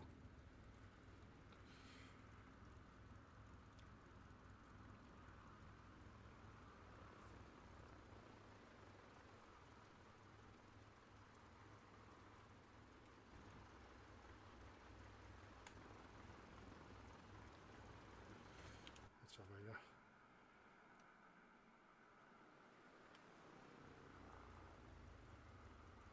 You trying another dead stick? Hell yeah. Let's get this.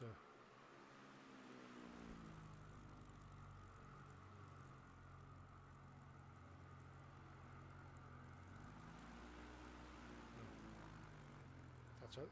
Powered landing. Let's go see if Wheels is. I'm back in the air. You're back in the air. All right then. It's takeoff time then.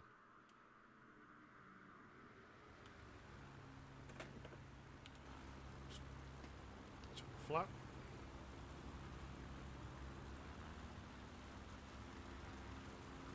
Okay. Well, I'd be facing quite a hefty bill there for repairing someone's wing.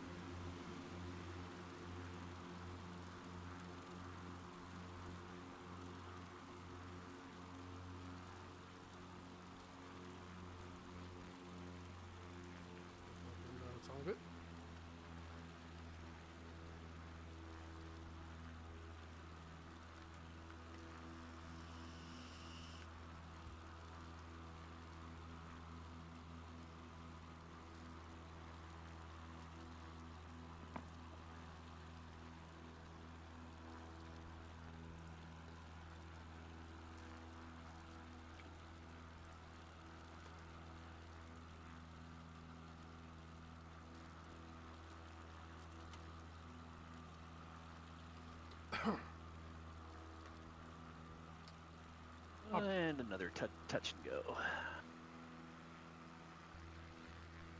I've been really happy with the scenery quality on this trip. I didn't think. Absolutely. Yeah, it's been really good. Like I didn't do all the flight. Like I didn't check all of it. So it was kind of a last minute thing because we didn't have a Wednesday flight planned.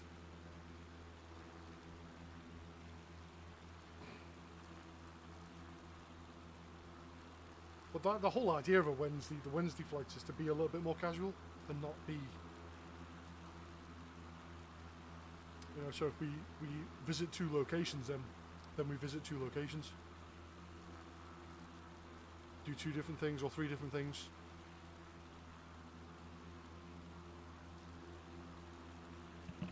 There's a bridge. I'm not going to try that one though. Where is it? It's directly beneath me. I've just passed it. Ooh, yeah. It's a bit on the low side, that one. Ghost Rider's going for it. It might be doable. I'll give it a shot. Yeah, Yeah. it might be doable. I'm not. There's one definitely here that I can do. 500. Some air brakes out. You gotta go through full throttle. There's no other way. Oh no! Bridge not confirmed. Ah, disgusting. Ooh, this one's real low. Ooh, this one is real low. Yeah. Oh, jeez. Nope. Yeah, I don't think the plane can fit. Yeah, potentially, bridge not confirmed. The bridge is like half in the water. Bridge not confirmed. Nope. What is that? I don't think you can get a canoe under that bridge. Yeah. Fix my nav map now. There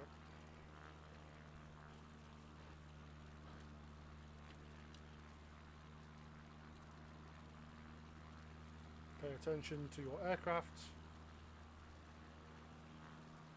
There we go. Rule number 1 of flying a plane is fly the damn plane.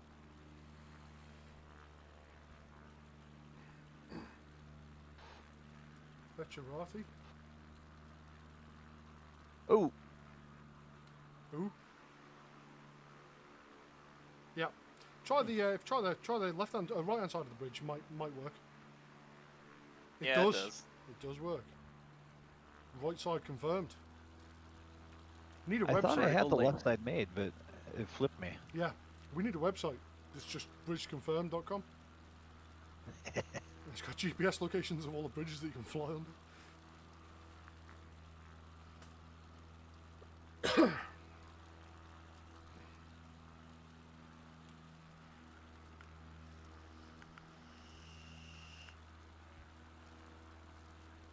That's another thing I hope they fix in this sim is like the objects that are supposed to be solid are solid, but the objects that are not supposed to be solid are not solid. Like, did anybody try going through Tower Bridge on the World Update this month?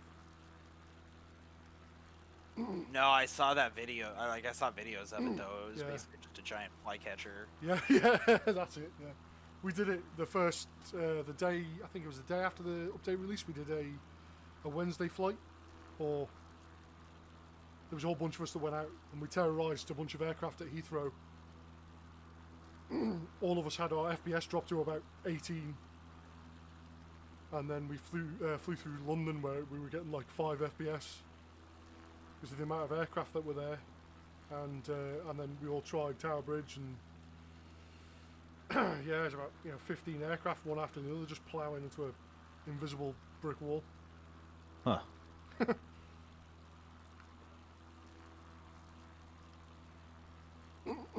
I wish you could do like they've put 2 aerobatic aircraft in the game. What else do they expect people to do? Right. People are gonna try bridges. I'm gonna try. I got bridges. an add-on that I love. I got an flying. add-on that adds like all the Red Bull racetracks. Oh yeah, I've seen that. Yeah. Yeah, so that's super fun to go through with the extra. Well, gentlemen, the head stewardess notified me dinner's ready. Oh, no way. I Thank want you that. for a wonderful flight, Yeah, no problem at all, man. and hopefully we see everybody on Saturday. Yeah. Yeah, it'd be good. 100% I'll be there, so. No worries. Thanks, Wheels.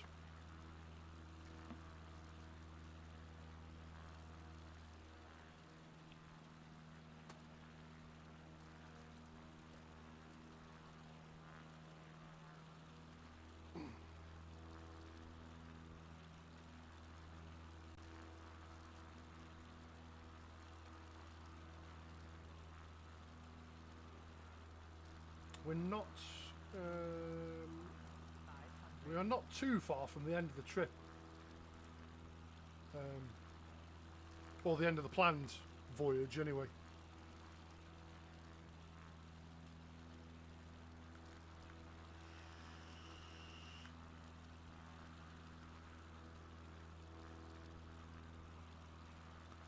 What's it going to be? SPWT up there? Is that?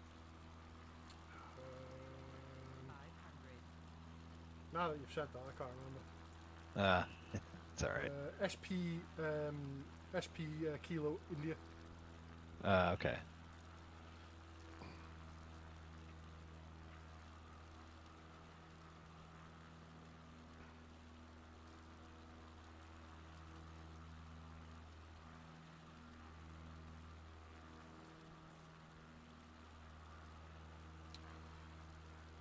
I'm really annoyed at the moment.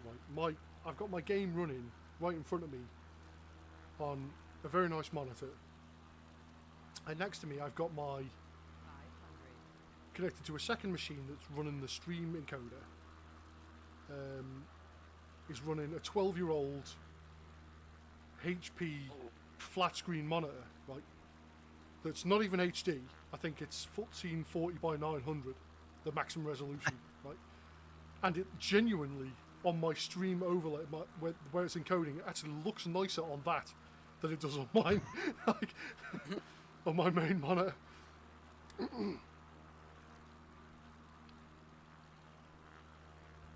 Yeah, I made the mistake of buying a nice monitor before getting the graphics card that can run said nice monitor. So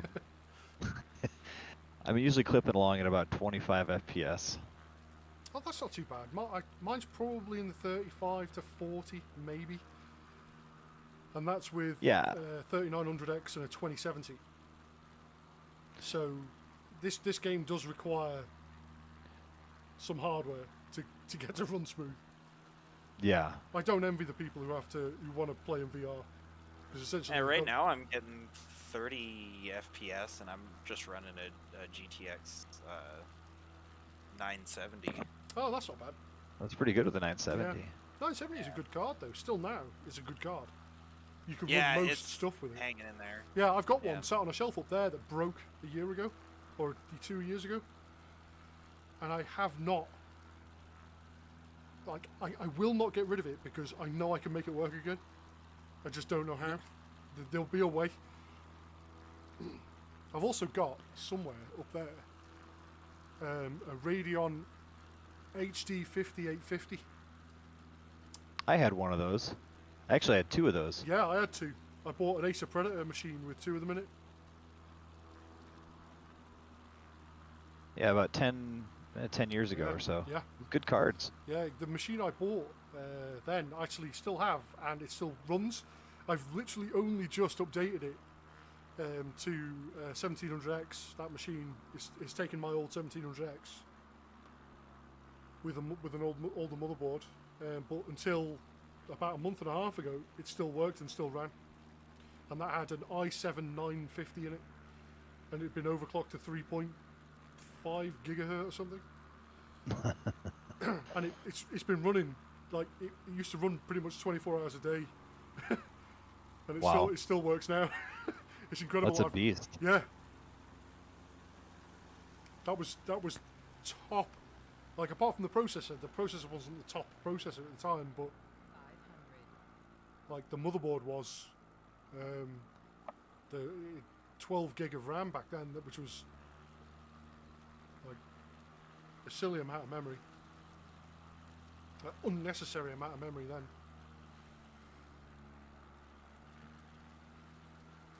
We putting down on this beach here? Yeah, I was going to. I just saw somebody else stick it down, so I just...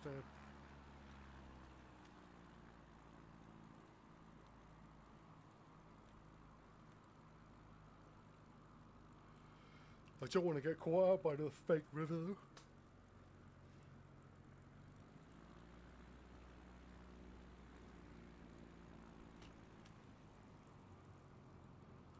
So I have my weather set to about 5:50 p.m. and the sun is setting right down this valley. It's beautiful. 5:50 p.m. I'm gonna change that right now. Oh, I'm in the drink. Oh, sorry, boys.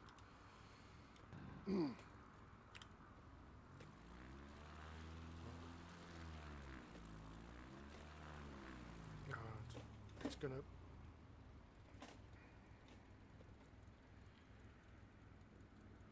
Right, you're saying 5:50? Yeah, 5:50. Let's try that. Oh yeah, you're not wrong. Right, I'll leave it on 5:15 because that looks through the trees right there. That looks amazing. I'll get rid of that and let's try that again. Yes.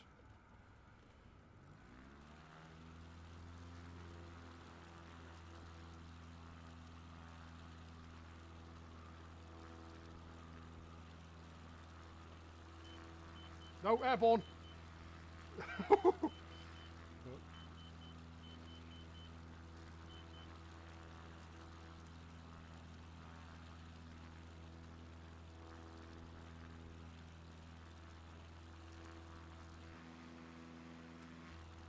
Oh yeah, that's good.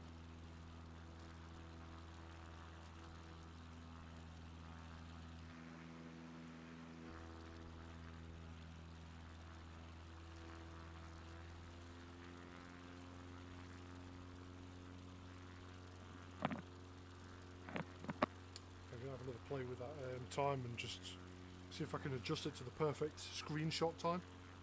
Yeah. 500. I tend to do that on these flights. I like to set it to pretty much sunset right as we're coming in.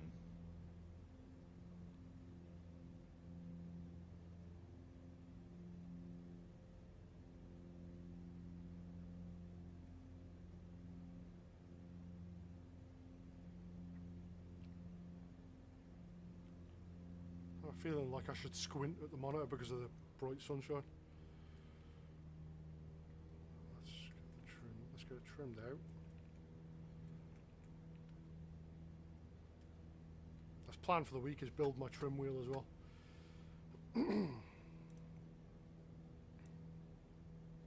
Yeah, I have it on a little slider bar and it's way too touchy. Yeah. I want a wheel that I can do. Yeah, oh, that's romantic. Look at that. Romantic sunset. Actually, I'm going to pull the sun out a little. I also got to figure out like a way to set my mixture to one of my axes on my throttle. Oh yeah. Do you have a HOTAS? Do you? I do. Which one is it? Is it X56? X52? It's the Thrustmaster. I think it's the T1600. Ah, okay. Not actually familiar with those ones. The other two I could have helped you with. If I have there's, I don't know if there's any rotary.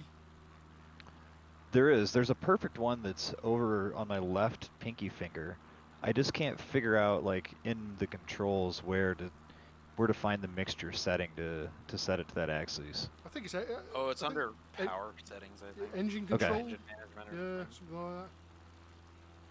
And then it is just a mixture, and you can set it to. Yeah, you Because can I've got also that. like search for it. Yeah, I've got my prop RPM on one and my mixture setting on one.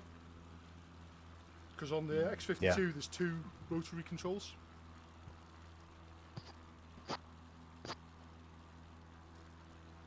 I also wrap my X52 in hockey stick grip tape as well, Nice. because it's just so much nicer than that horrible rubber coating.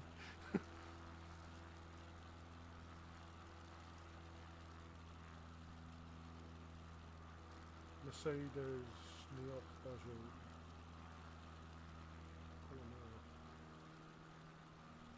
Lapani. The scenery texture down there looks incredible with the vineyard. It looks really good.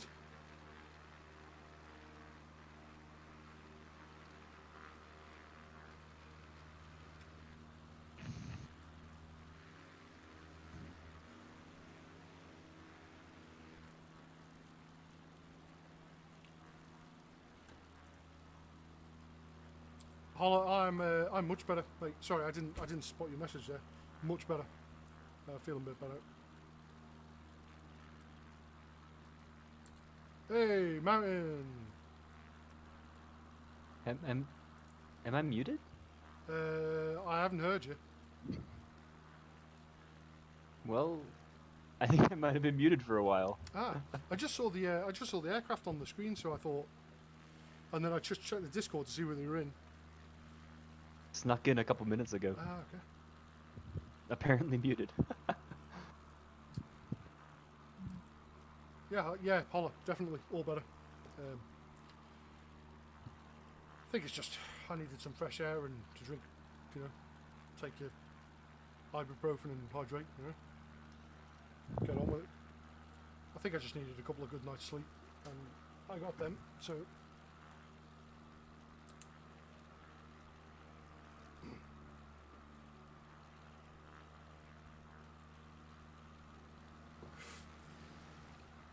Oh, is that a bridge, or is that just a... Wow, I think there's actually a rope bridge over the river here. But the satellite data, do you see that? Yeah, I see that. I think it's like there's a rope bridge across the river there, but the satellites obviously can't generate a proper bridge for it because it doesn't, it would be for footpath. That looks really cool.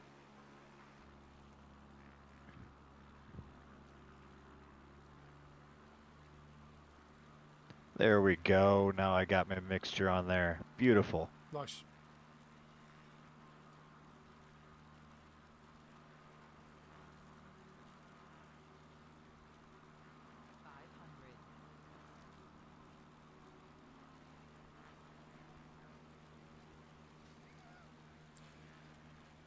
I need to write myself a post-it note that goes above there that says, check your microphone.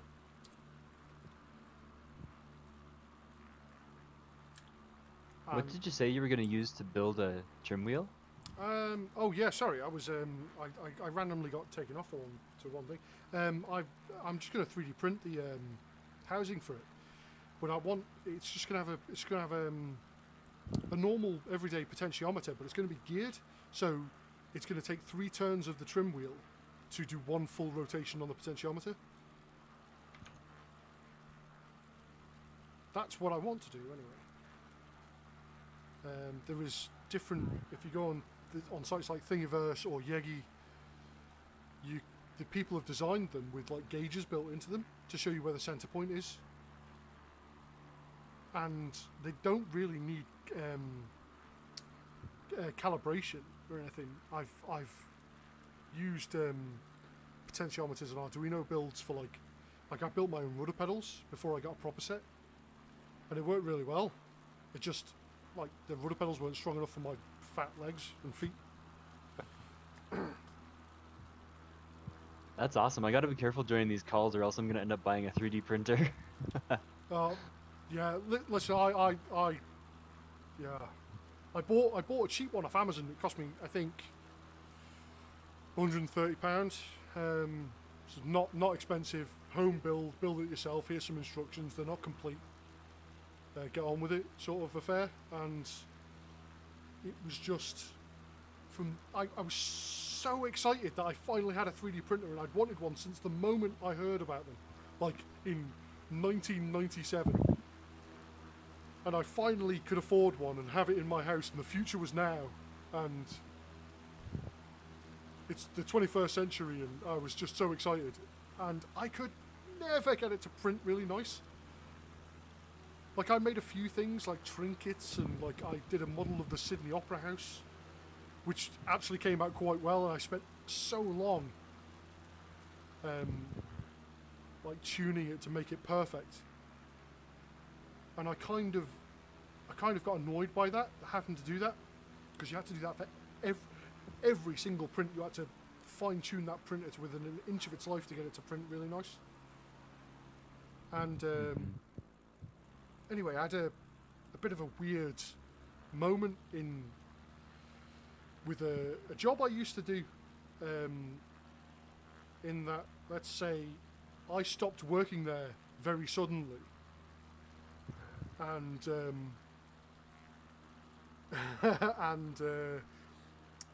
it was deemed the reason for me not being there anymore was deemed to A, not be my fault, and B, not legitimate. So, how else can I put it? Anyway, I ended up, in an almost totally unrelated note, coming into a bit of a windfall. So, the first thing I did, I was like, this is wonderful. And I got the 3D printing bug just at that moment again. So I was playing around with this old 3D printer, this really bad 3D printer again. And I was like, you know what, I really want a nice 3D printer. So I went straight onto the Prusa research website and bought one of their £800 Prusa Mark III.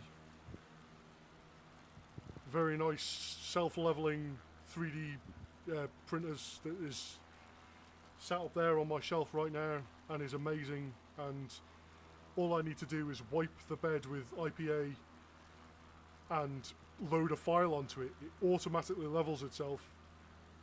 It'll just print perfectly every single time. And I've built so much stuff with it. I've got so much random crap lying about my house that but do you know what the biggest thing for me is? Just the random nature of the stuff you can print. Like when we first moved into this house,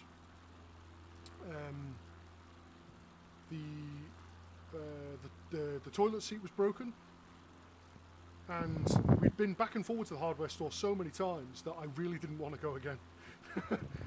And I didn't print out a new toilet seat, but all it needed was this little fitting, this bespoke washer that was like an odd size, and it was like an odd, sort of almost like a trapezoidal shape. So it was thinner. It had a smaller diameter at one end than it did at the other, to fit through a specific portion of the toilet, the actual toilet ceramic. 5 minutes in SketchUp, and I'd made one. I 3D printed it, and it's still in operation today. But it's that nice. I love that kind of thing, that you can do that kind of random stuff with a 3D printer.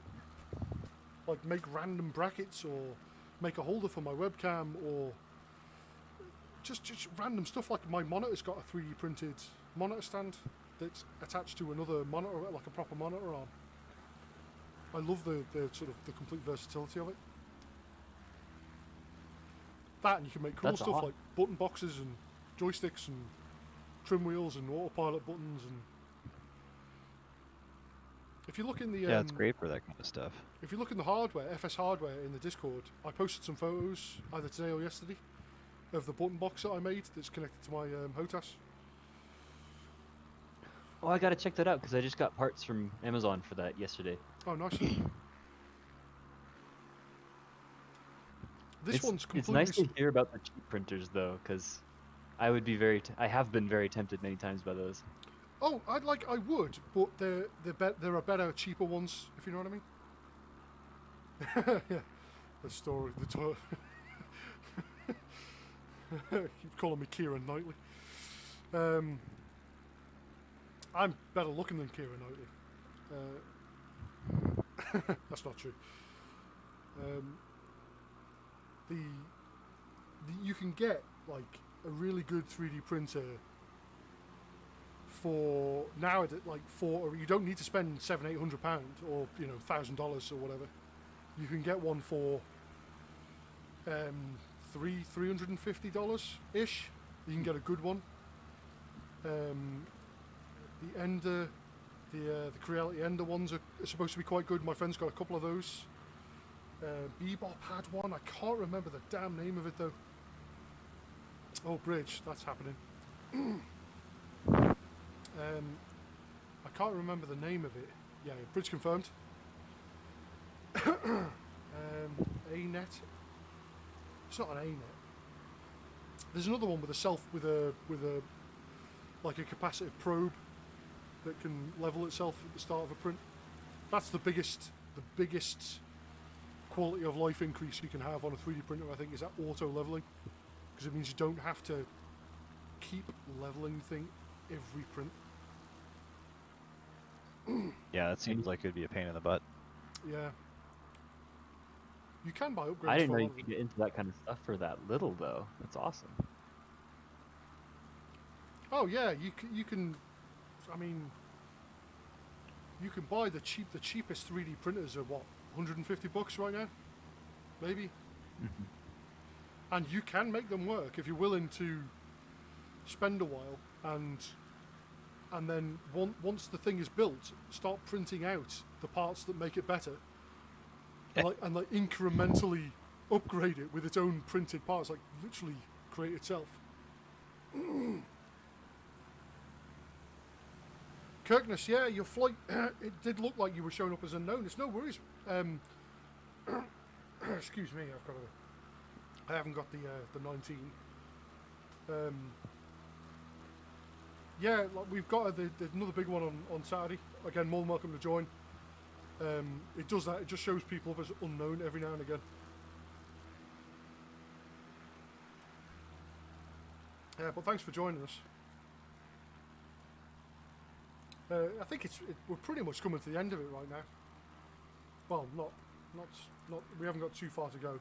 No, we haven't got too far to go at all. We're about 9 miles out. Yeah. I'm going to do another landing, but I'm going to do another engine off landing, I think. Yeah, those are always a lot of fun. That's my favorite. Yeah, thanks, Kirkness. I appreciate that. Well, I look forward to seeing them. And I'm going to climb, and oh no, my engine died. Oh, sorry.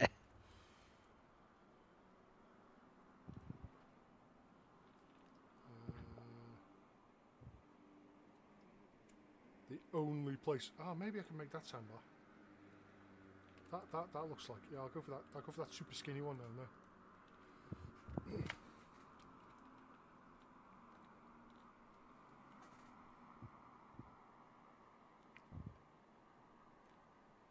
Please be an actual sandbar and not a river.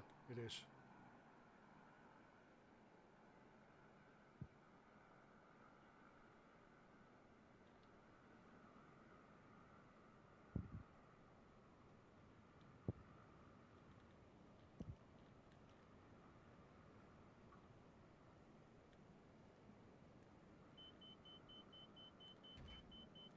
No. Yes.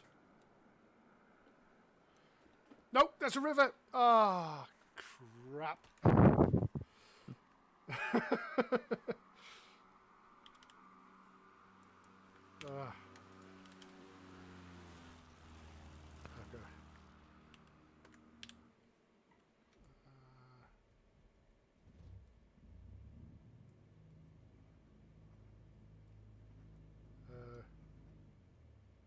Didn't quite make it.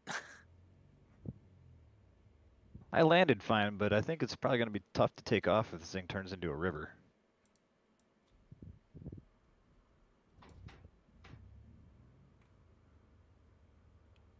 Yeah, it does kind of.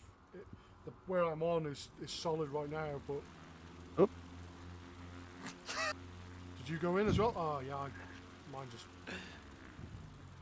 Nope. Okay.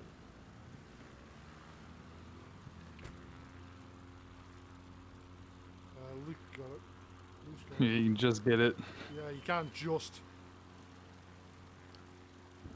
Hold on, mate. I downloaded it. I downloaded the new NX, the NX Cub. But I haven't flown it. But I tell you what I'll do after this flight. We haven't got far to go. 5 or 6 miles. I'll jump out. I'll install it and we'll take it for a quick spin. And we can, I don't know if you've flown it or not, but I can get a first impression of it as well. Where'd you download it? I'll fire the. You remember the Bush League? It's easy for me to say. The Bush League Legends. Yeah, Discord. Yeah. It's on their Discord. It's in the aircraft devs aircraft section or something. It's like the 0.2 beta of the NX Cub. You may fall asleep, Ola. It'll be however long this flight is, plus the 2 minutes to install it, and then the 25 minutes for Microsoft Flight Sim to boot back up. So, not long. I haven't even downloaded that yet. I didn't know it was a real plane until last night, actually. Yeah. It's Holler. He always comes because we're desperately waiting for the Xbox version to come out. So that's going to open up the game to so many more people, and I'm really looking forward to that. Yeah, I've got some friends that'll probably hop on it. Precisely. Once it comes out on Me Xbox. too. And I'm looking forward to it. I'm really looking forward to it because of Windows. The cross compatibility, the crossplay should be there. I think it's been confirmed that it's there. But it was Holler that on my Twitch chat that actually let me know that they were making that. So I to be honest, I don't look at it too often. But it was Holler that mentioned it to me that they're making the NX Cub, the nose wheel Cub. Not anymore. I remembered. So There's one of those rope bridges. Oh yeah. That's got to be a rope bridge, hasn't it? Yeah, the higher up you get, the more defined it looks, for sure. Yeah. It's just the AI probably doesn't have a rope bridge model. No. Figured I'm just going to follow the river for the last part of this flight because the airport's not far away.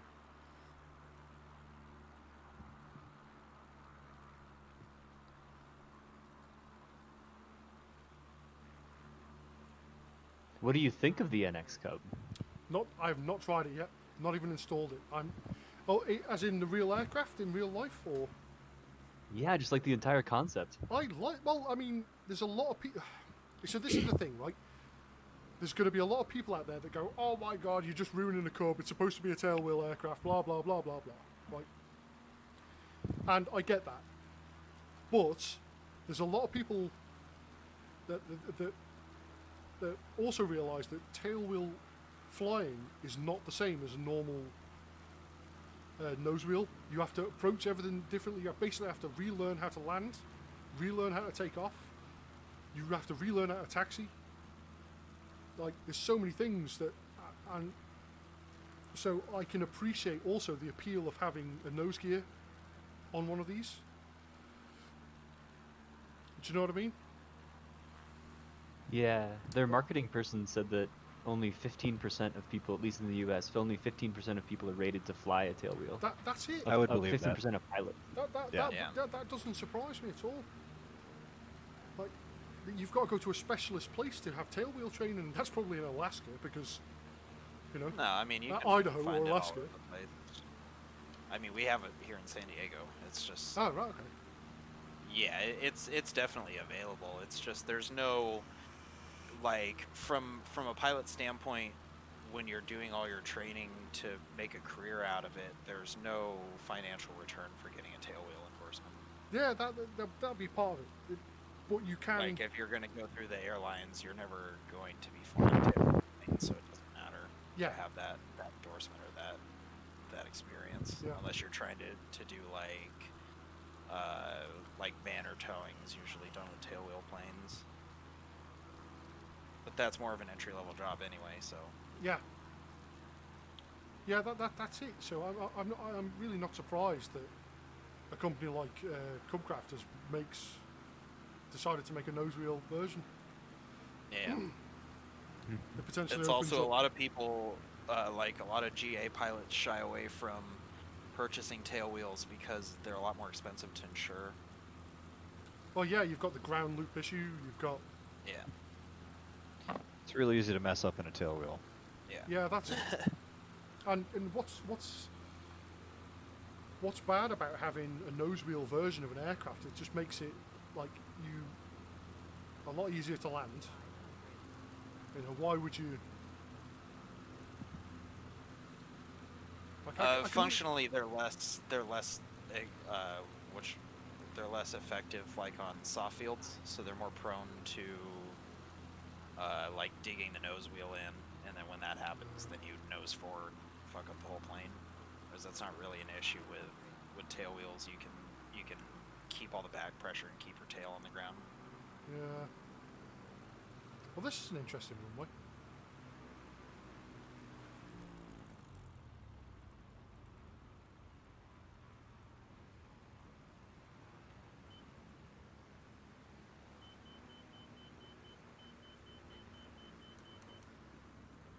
Yeah, I was daydreaming about buying a mall last night, and apparently the insurance just wrecks you Yeah, for about 2 years.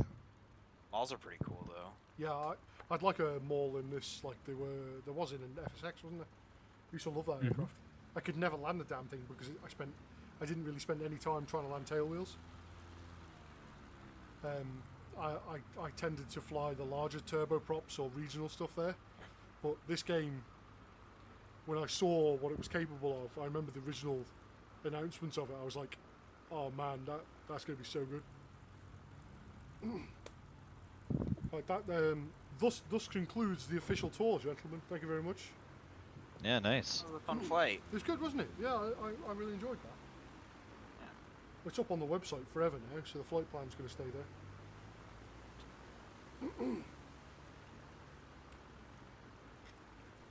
And I'm going to dive out of this now, and I'm going to quickly install the NX Cub and pop back in and just fly around this area. So I don't know if anybody else is continuing to do a bit of flying or not.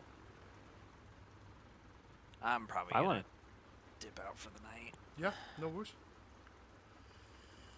I want to try the NX Cub, so I'll join you on that. Okay, I'll meet you back here in a few minutes then. This is Sounds good. SPKI, isn't it? Yeah. Yeah. Right. Yeah. I'm Yep. gonna jump out of the sim. I shall exit out. Well, actually, right, good can you night, post gentlemen. can you post a link to the thing? I'm not in the Bush League Discord. Oh yeah, certainly. If you post the link, I'll download it and give it a shot with you.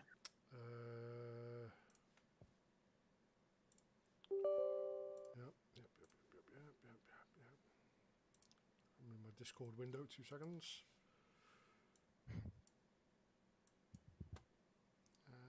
Okay. What's aircraft devs? Beta 0.3 looks like the current one. Have they done a new one? Have they? Mm-hmm. You update them real Outta here. fast. Have a good night, all. Yeah. Thanks very much Later. for coming along, man. Thank Night. you.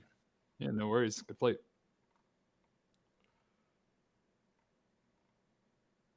Right, where in the hell is it? Oh, dev release. I'm in the wrong place. 0.3. I think it's the very last of X-Cub dev releases. I keep trying to paste it into... Okay, I put what I think the link is.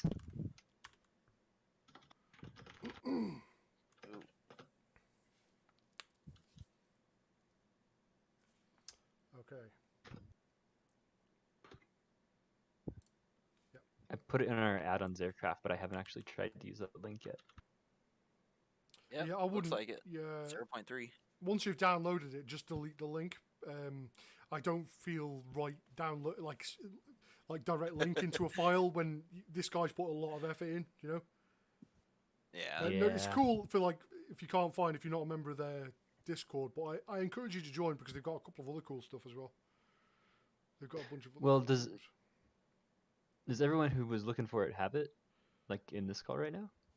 Yeah, I grabbed it. I think I'm good. Yeah, I've just re-downloaded the 0.3 because I only had the 0.2. Carbon probe and X. I of still haven't even routes. gotten out of Flight Sim. I'll be back in a couple minutes. I'm gonna let that load up. No worries.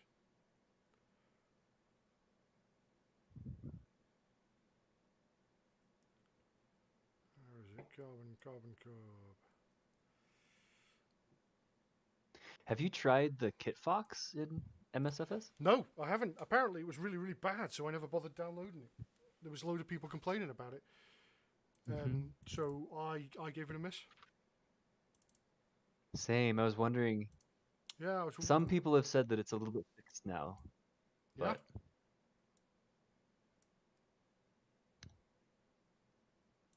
I'll have to. I don't know. Like it's sort of soured me, and I've got loads of other like bush aircraft that I don't really fly as well. And I don't want to buy another one only to not fly that as well. Do you know what I mean? Like I want it. Like the completionist in me wants it. Okay, is that downloaded? It is downloaded. I think that's honestly one of the best things about 2020 has been Carbon Prop and everybody making these cubs that are so good, that are free. The guy's done an absolutely outstanding job doing a whole bunch of them, and he just doesn't stop. He just keeps creating, and I'm hats off to the guy. And it makes it easier to have like group flights and stuff because then it's not you have to spend $10 to get the plane for the flight. Yeah, we like try to when we do our flight plans for like a Saturday. Wednesday's not so important, but we try to encourage not payware aircraft, because then for a lot of people, a lot of bonanzas show up, and like it's kind of, you can kind of live with it, but it's kind of crappy if you're just seeing a bunch of bonanzas. That's why I really hope they did the creator of an aircraft could stipulate what aircraft replaces it in the event that person doesn't have it. Yeah, that would be super good. Yeah, that's why I don't fly the Zenith 701. Why is that? It's on the because group flights. yeah, like I've got it. Does it There's show like the bonanza? there's 5 or 6 of us that have got it, but because a lot of people don't have it, we don't tend to fly them.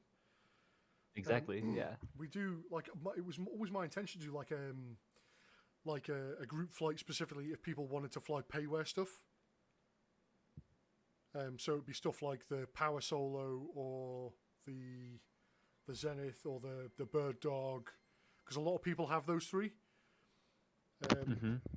And we also want to do a group flight if anybody's got jets. So stuff like the G91 or the 339 or the F-15 Eurofighter sort of thing.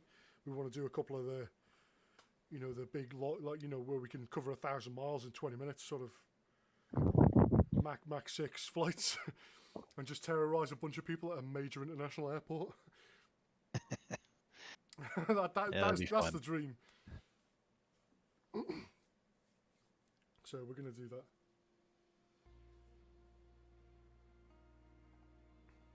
I think Lanky's sorting that. I think one of them's going to be next week. We might do it this week. Who knows? If we can get a few people together, and we'll just do a bunch of jet flying.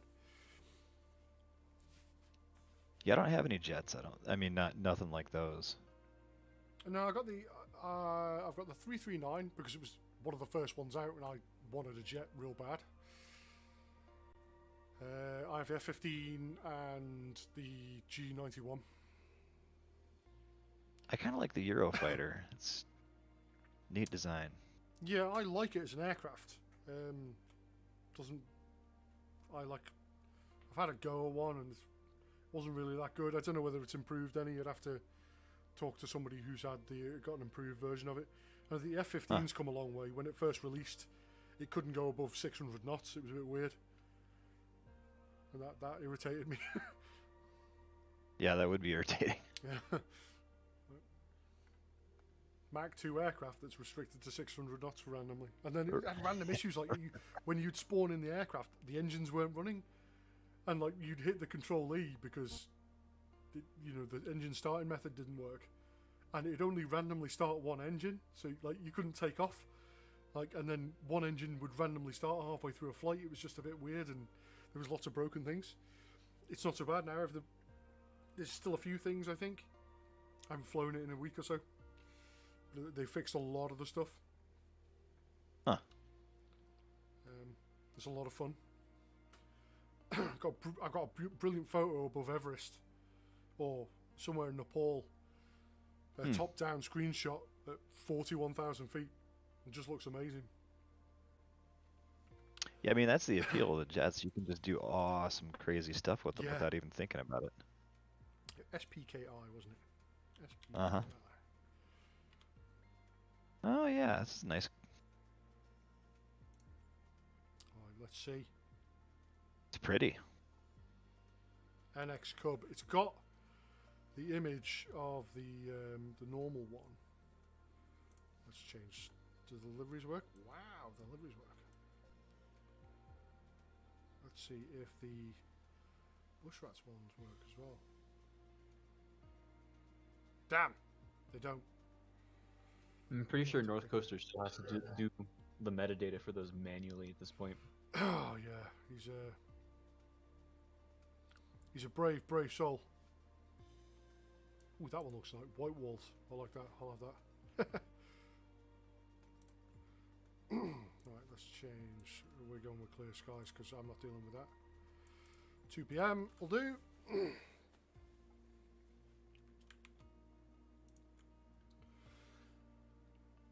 Here we go, holla.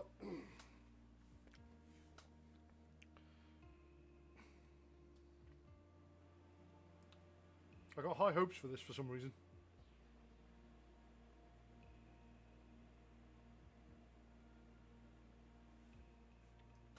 Let's get a, before we go flying anywhere, have a quick look at it in the sim. And excuse me.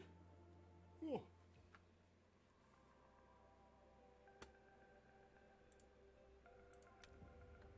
Oh, look at that! Already, I can see the runway in front of me. Amazing. Let's have a. Oh, doesn't that look bizarre? You guys get it loaded up? Yeah. Yeah. That looks so weird with a nose wheel on it. She handles great. It's got like a patch where the wheels are supposed to be. That looks so weird.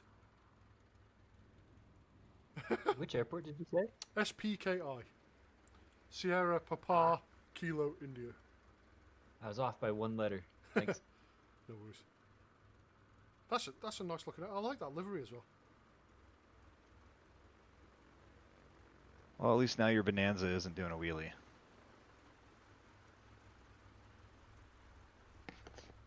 Oh, look at that. I think that's one of the worst parts about substituting the Bonanza for everything, specifically for this group.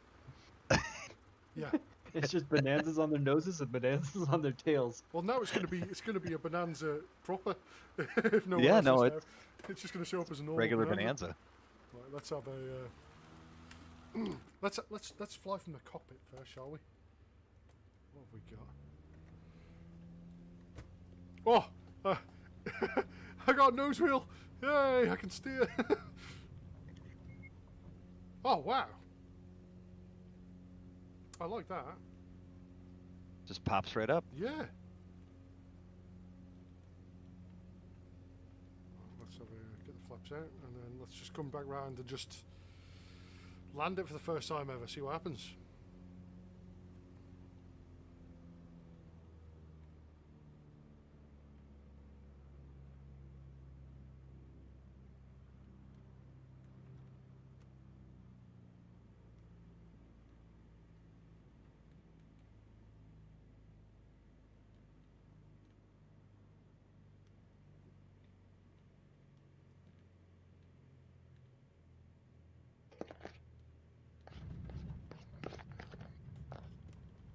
That's it. You just get straight on the brakes. This is like the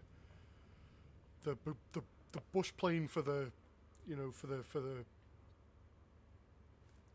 Like it's so easy. bush plane for idiots. Kind of, yeah. I didn't want to use that word. It's the beginners. It's the proper beginner's bush plane, isn't it? It is. You can just sit up on your wheels until you take. Oh, like that. Sit up on your main gear until you take off. That's too outside landing. See what that's like. It's almost as easy as like the Savage Gravel is. Yeah, I think it's easier than that. It's easier landing. Well, yeah. It's like this Ch701. I'm a big fan of this already. North Coaster actually made a sticker for some of our aircraft liveries that says, I'll try and find the image of it. Like, for me to explain it'd be kind of stupid. But essentially it was like, ban nose wheels now. Don't let your a friend doesn't let a mate fly nose wheels. Except this one. This is really good. And the 701. I'll defend the 701. Yeah, I will actually. It's a lot of fun.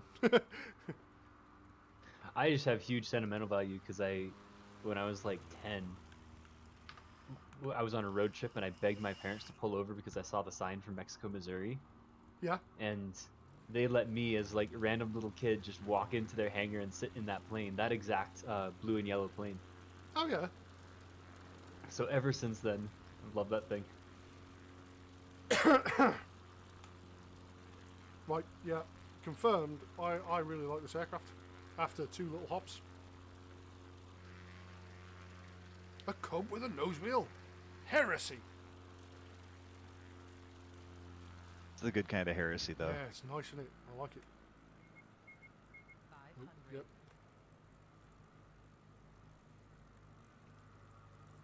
Oh, wow. Easy now. I'm landing over the top here. Let's slow this thing down a little. A little crab action there. Yeah, Nice. Come on now.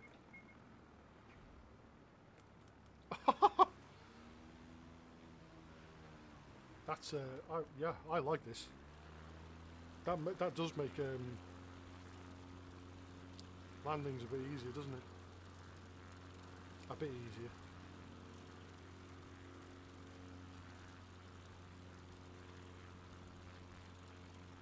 So.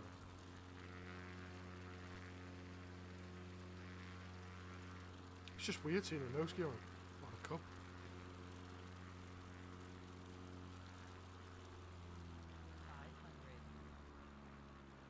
I gotta reset all my cameras.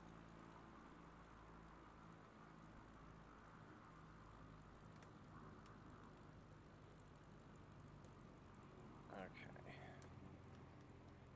Do you use any sort of head tracking type thing?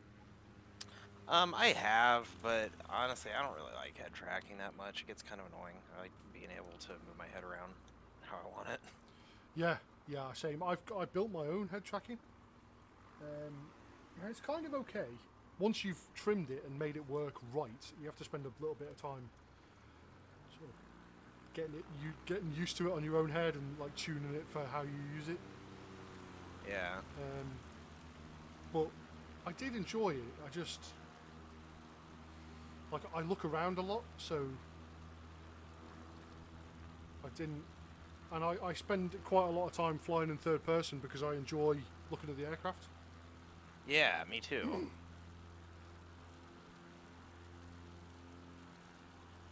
Yeah, I've Like, found for that me, like- I've turned oh, mine go down quite a bit, and that's helped. You know what I mean? Yeah, so you only have to move a tiny bit, and it only moves a little bit, or Right.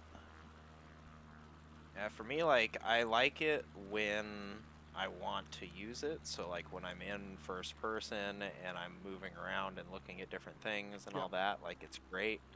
But then when I sit back and relax, I don't want to use it Yeah. because I want to be able to move my head around without the camera going all over the place all the time. And then my other annoyance with it, the one that I used at least, I forget what it is. It's the iPhone-based one though. But like you have to recalibrate it, or recenter it every single time you open it up. And that just got super annoying because it added another like 5 minutes to me starting flight sim every time I wanted to play it.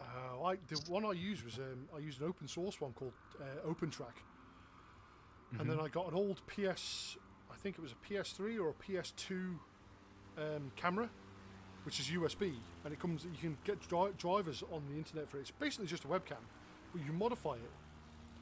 And I 3D printed a little thing that attaches to my headset, like so. I don't know if you can see my stream. I'm actually demonstrating it right now. And I plugged my battery into it, off somewhere else, and 3 little IR LEDs, and it just tracks the position of them, like a track IR. Excuse me, like a track IR. And it ends up being. It works really well once you've tuned it. But again, yeah, I don't want it. I don't want it sometimes. It's super easy to recenter if it gets off a little bit, which it does from time to time. But it's really quite good, especially for a solution that costs what $10. Yeah. See, I use Track IR, which was definitely not $10, but yeah. It works pretty. I mean, the nice thing is, so like the things you're talking about, like being able to turn it off is just F9. Being able to recenter everything is just F12. So like, it's super easy for me to just be like, okay, I don't want to do it right now, and I turn it off or recenter it. Like, yeah, you can do that with OpenTrack. It has the same sort of hotkeys for like recentering. Yeah. Disabling certain axes if you want them. I think the one that I was using was, where was it? Smooth Track? That's what I'm using too, yeah, Smooth Track, but then I'm using OpenTrack on the PC. Yeah. So I can just hit F10 to recenter it whenever I want to recenter it. Oh yeah, I don't know what it was that I was using on the PC. Now that I think about it, once I rebuilt my PC, I didn't reinstall it. It wasn't so much the recentering as much as it was having to recenter all the parameters of it, like Like it didn't save for you? No, like I don't know how to describe it. Like when I would the open it up. No, like when I would open it up, shit would just be like skewed off to like one side and like an angle and stuff. Huh. It wouldn't be like a matter of like hitting a button to recenter it kind of thing. It's like it was almost as if you had to tell it where the front of your face was, I guess. I don't know. It was annoying though. That sounds annoying. The suspension works on the front of the aircraft and it works real nice. What'd you do, lawn darts test it out? No, I'm just bouncing up and down on the... Which way is the wind coming Actually, from? it goes in quite a distance. I couldn't tell you. I've been landing both directions. yeah, same here. Yeah, I'm just going back, doing circuits in it, testing the aircraft out. But I wanted to see closer detail of like the suspension on the to see whether it had been modelled. And he's done it. Guy's a genius. I was looking at the real one last night, and it's wild how much that suspension moves. It looks like the prop's gonna hit the ground. Yeah. There's a How few much it aircraft can like go that. down.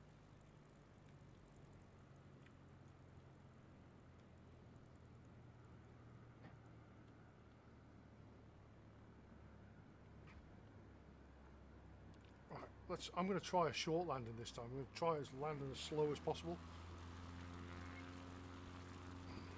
You don't do that every time? No, I just land, but this time I'm going to come in literally as slow as I can.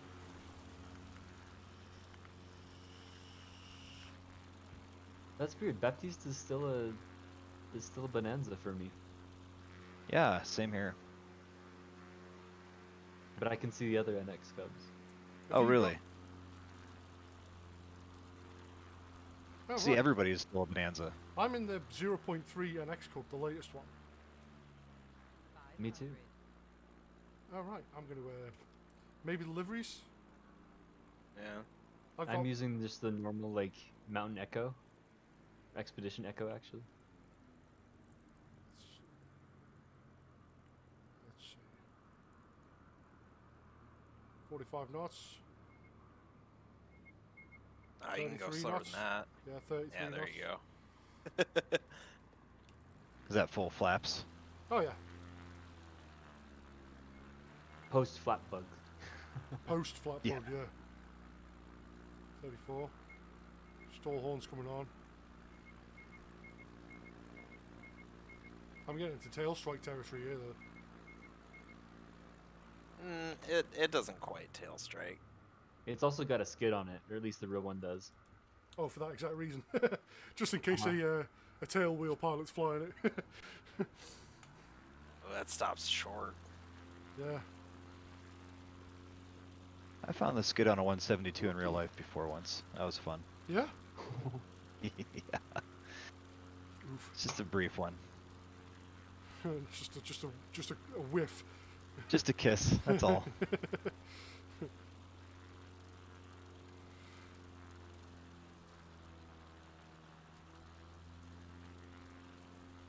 I'm curious how many people in this group are like getting their licenses or have licenses. There's a few, I think. I have mine. I have mine. There's Volcan, I think, has his. Wisest Oak in the game, he has one. There's one or two of the guys who are currently doing it, and it's the reason they bought the game.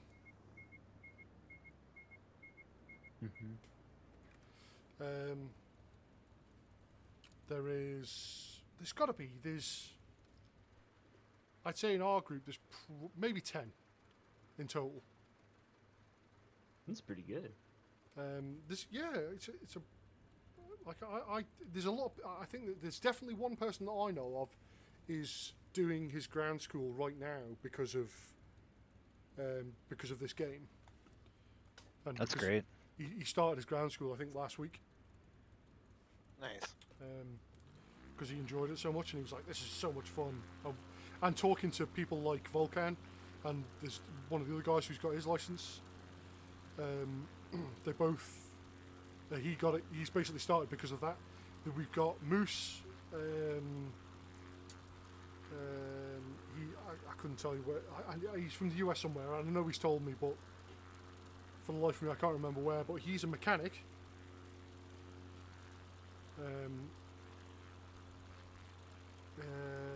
So he works on aircraft all the time. I think there's another mechanic. I think there's an ex-Air Force guy, ex-British Air Force guy. There's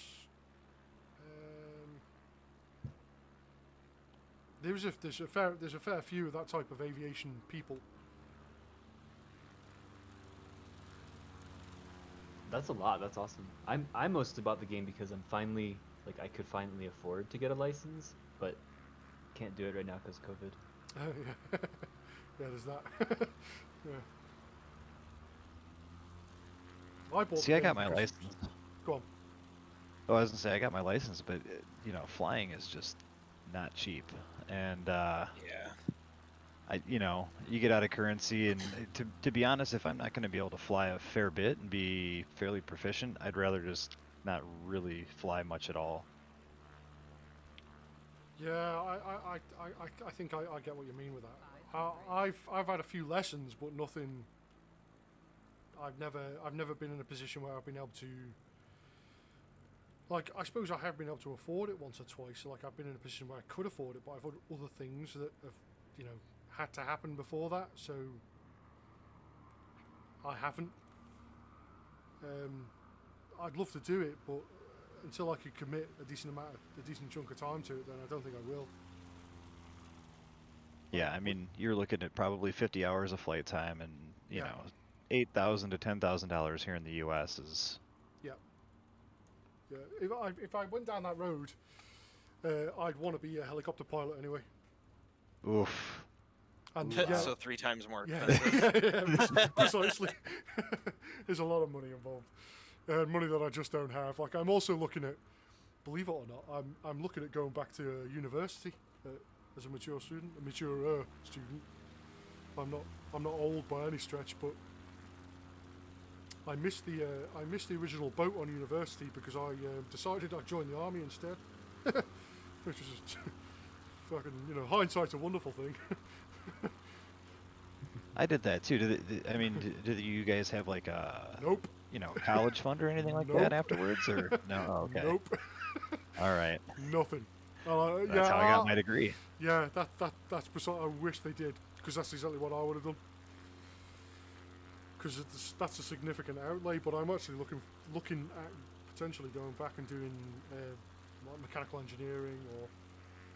All right. I haven't decided whether to do mechanical or electrical engineering. I'm leaning more towards mechanical engineering. Sounds about right, because your response to half of things is, "I built one of those." Well, yeah. Which is awesome. Yeah, it's more. Believe it or not, because about 10 years ago, I had this daft plan that what I was going to do is go and do mechanical engineering, then immediately follow that up with physics. Because I loved the idea of being an industrial physicist, which is the guy who makes the experiments. The guy who, the guys who built and designed the Large Hadron Collider, that kind of stuff. Like the incredible level of skill and knowledge, and then I realised, wait, I don't have an IQ of 165, so that's probably not going to be me. So, and then why would I want to spend another 8 years doing education? Or potentially more than that. So, and then, I got a job, and, I was earning a decent amount of money, so I figured I didn't need to.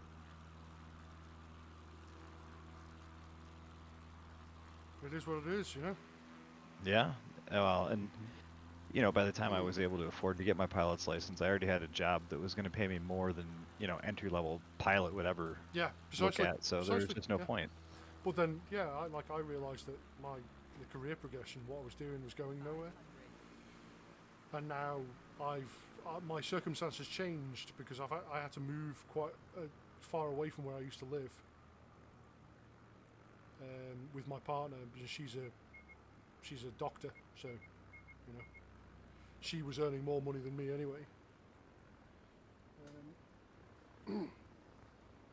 And now where I live, there aren't the same kind of opportunities as I had before. Right. Just like a more rural area, or? No, actually, quite the opposite. We've moved from a fairly rural place to basically a city, except the difference being that I was doing a job that I've done airport, I've been aircraft dispatch, I've done ground handling. There isn't a decent airport near me now, even though I live in a city. The nearest airport is potentially an hour and a half drive away every day. Oh. And I don't really want to do that. Because it doesn't pay enough to warrant that kind of driving. But on the other hand, I've done fire equipment engineering as well, and the companies that would hire me now want more qualifications to do that same job than I regardless of what experience I had. So I can't get a job doing that again. So I thought. So I'm back. It's turned out that I'm back to square one, and I've got to either relearn something, or start from the bottom somewhere, or change my career path entirely. So that's what I'm thinking of doing. Oh, It makes me a bit nervous. I love my job, but basically everyone I work with almost everyone I work with in the entire company has a PhD. Shit. I'm just sitting here like, hi, I have an undergrad degree in an unrelated field. I'm the dumb one. I guess that. I kind of felt like that, and I've kind of felt like that in a job before. I know my missus feels like that currently. Like the imposter syndrome kicks in every now and again. Every day, you mean? Yeah, every minute of every day? It shouldn't for her. Like, she spent God knows how much money and God knows how much time learning to do something that's incredibly difficult to do, requires an enormous amount of knowledge. And she's passed multiple exams, and she's been trained by multiple people, and she's then passed multiple exams again, and then she did 2 years of being basically a junior doctor, which is, you are technically a doctor, you have the qualification, but they're not going to trust you to do anything by yourself at all for the first 2 years. It's like residency, huh? Yeah, essentially, yeah. It's the same. That's essentially what it is in the UK. Is being a junior doctor. You're the lowest rung on this particular totem pole, and you do all the shit work. Yep. And then from that, what she's basically been training the entire time as well, doing exams, as you know, on top of the 5 years at university to become a doctor in the first place. And then once she's done her 2 years of being a junior doctor, she is just a normal doctor. She's not qualified in any speciality. So now at this point she has to pick a speciality. And the one she's picked, that she's about halfway through now, is emergency medicine, and that's a 6-year commitment to training. So she's about halfway through that now. And she's a practicing doctor. She works in A&E, but she's also training. She's studying at the moment to take another a set of 7 exams, I think, and she's on the 3rd or 4th one right now. Her exam is next week, so she's studying 8 hours a day for that, which is insane. And she came to me the other day and went, I really want to do ITU as well as be accident emergency, so an ER doctor as well as ITU, and it's like an extra training path to become both of these things, and she really wants to do it. It's like, fucking hell, she's far smarter than I am, so I have no doubt that she's capable of doing it. So many hours. Yeah, Yeah, but the amount, there's no way I could do my that. point is the amount of training that's required just to do that kind of pales in, you know, an engineering degree, which is 3 years. You know, another year if I want to be a chartered engineer. You know, even if I have to do some kind of, if they don't let me on the course because I'm technically not, you know, I don't have educational qualifications to bring me to that level. I might have to do a foundation course to begin with, which is an additional year, but it's still not as long as she will. Like, I'd probably be finished that before she'd be finished and a qualified A&E and ITU doctor, so.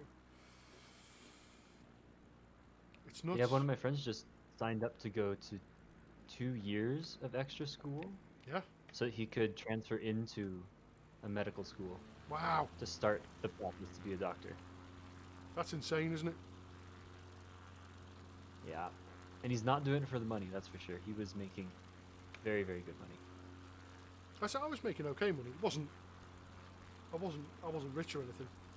But I could comfortably live and buy myself shiny things and go out and enjoy 3D printed. a frosty cold beverage on occasion, you know. Buy takeaways, you know. I wasn't anywhere near the poverty line. Yeah, just like life moves on, doesn't it? And different things happen. And I've got this thirst for, like, my goal, the entire goal of this entire thought is, I want to put my hands on something that goes into space. I want to have a hand in building something that goes into space. That's a pretty solid goal right there. So that's that's Yeah, it is. That's my new life path, I think. I mean, I could build it. I reckon, with the tools I've got in here and the equipment I've got, I could build a satellite. And the way to launch it, or just the satellite? Just a satellite. Like, I haven't got that kind of money lying about. Like, it'd be a cube sat. It'd be the size of a Coke can. You know what I mean? But it wouldn't be. Yeah, if I had the money to launch that as well, wow. Just throw it really hard. Yeah. If I do, is I fire out of a gun that is itself a smaller gun, which fires out an even smaller gun with the payload. I have like some sort of triple stage. Yeah. Or I could buy a uranium source off eBay and somehow figure out a way to refine that, enrich that, and make some Just sort do of it like nuclear Back to the propulsion. Future. Yeah. Go get it from the Libyans. Yeah. I think the Iranians are probably a better bet at this. Well, yeah, nowadays. And we just literally go around in circles training to land this aircraft. It's not I'm too trying to hard. land as short as possible. Yeah. Yeah, it's pretty easy. I just got about halfway through the first building without touching the concrete pad at the start. Yeah, I think I'm landing in 100-ish feet at the moment.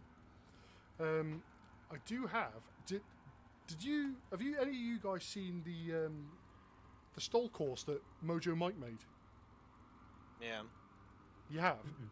Should we go there and have a competition? Well, no. Like I'm saying, we should definitely do that. But there is. I'm just trying to think of an area with. Oh, I tell you what. Let me just find the ICAO code for it, and we'll go to that. It's got a tiny little runway, but a massive grass airfield. But it's got a tiny little concrete runway. I'll exit out. I'm damned if I can remember the ICAO code for it, and I should know because I lived there for a year and a half. Yeah, I just want to see how she stalls, see how that all feels. Well, if you've noticed the me same nose as the over a other couple Xbox. times, that's about why. Yeah. She definitely does dip a wing when she stalls pretty quick. There it is. The code is Echo Golf Victor Papa. And if you set the time to that, yeah, EGVP is Middle Wallop, the place is called. It's a great name. But it's the says departure. And yeah, they've got a runway there, so they've got two grass runways that are about 12, one's 1,200 meters and one's 1,100 meters, and they've got a tarmac runway which is 300 meters long. But it was called Zulu Strip, and it was a runway specifically for fully loaded Apaches to get off the ground, because they can't take off, like they can't vertically take off when they've got such a full load on. They need a bit of forward momentum. What's the ICAO again? EGVP. Echo Golf Victor Papa.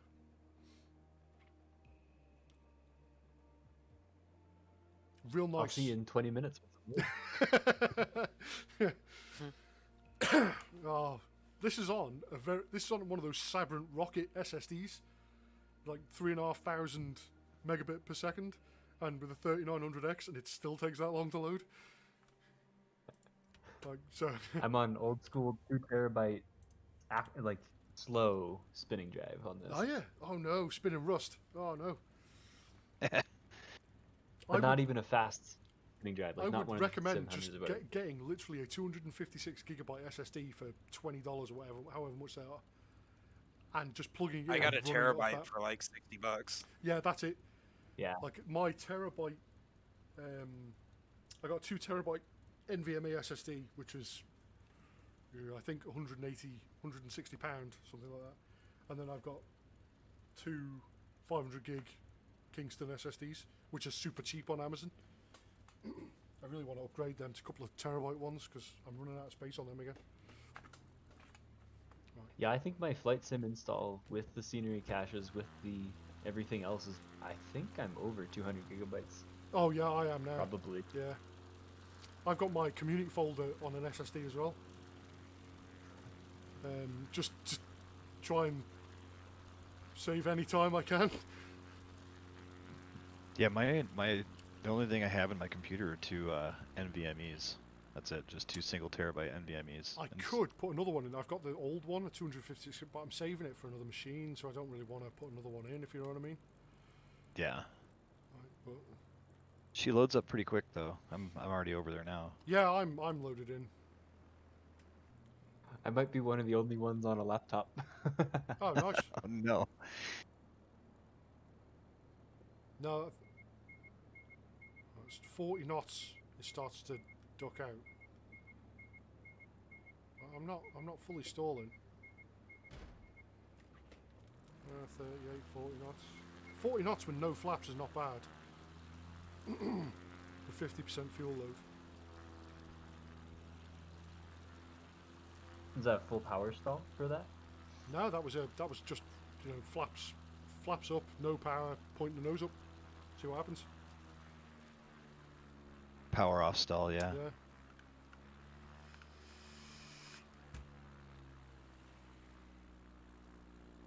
She spun pretty well. She recovered pretty well out of it too. I'm gonna go. Do you think there's anything that's worth practicing in Flight Simulator that would actually help with flight lessons?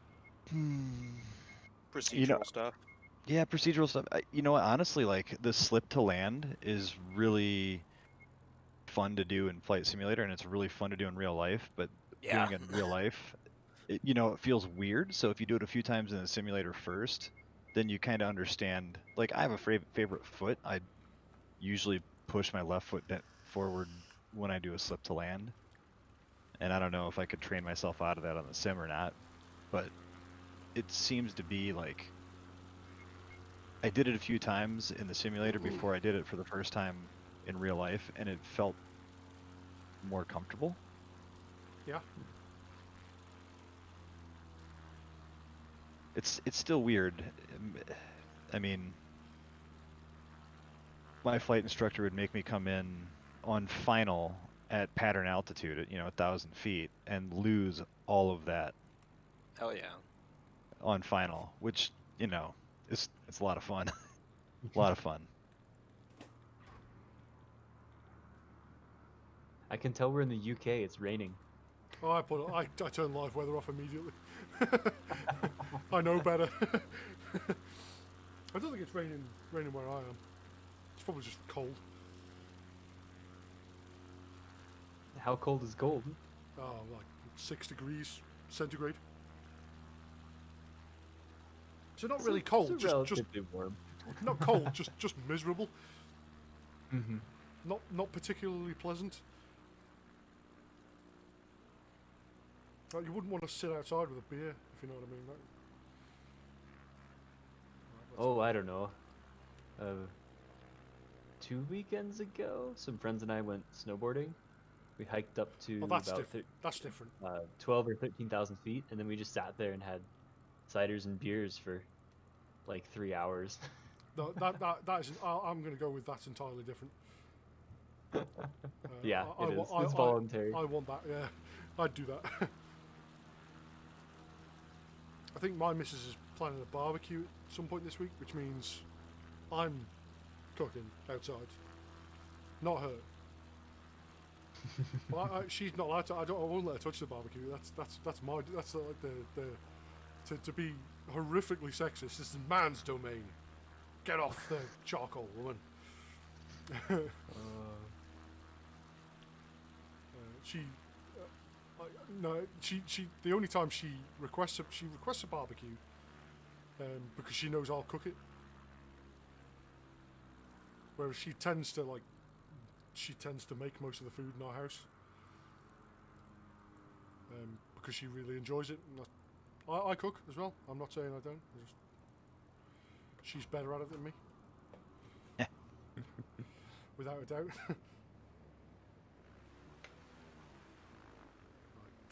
That landing roll was remarkably long. I can do better. Where are you trying to touch down? Just right at the edge of the runway? Yeah, I'm just going round and round trying to get a feel for the aircraft, how it lands, how fast it touches down, round and round a circle sort of thing, just to practice approaching it, being kind of rough with it. Just for the record, there is no weird light tower like that in the middle of this field in real life. I'm pretty sure that's in the centre of the runway. I think I'm happy with that landing roll. That's pretty good. Before or after the windsock? Oh, definitely before the windsock. Just at the end of the first white line. Really? Yeah. I am at the start of the second white line for that landing. I could have landed a lot slower than that, but I just didn't. I think the brakes on this leave something to be desired. Might land with the parking brake on, see if that makes any difference. Because it's not a tail wheel anymore, Yeah, so you can do you stuff can. like that. I'm going to try that actually and put my parking brake on and see what happens.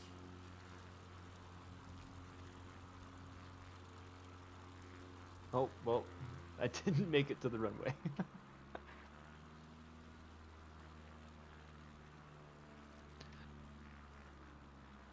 Okay, let's try that.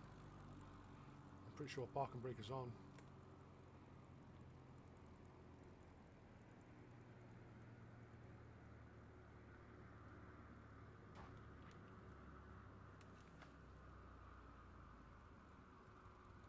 Parking brake doesn't seem to make much of a difference. Well, were you landing with brakes? Like, were you using toe brakes? No, just a parking brake. Boom. Oh, nice. Oh, I What's the came down boom? You before. That land- doesn't. Mine didn't count. Too early. I gotta try that again. That was a nice one though.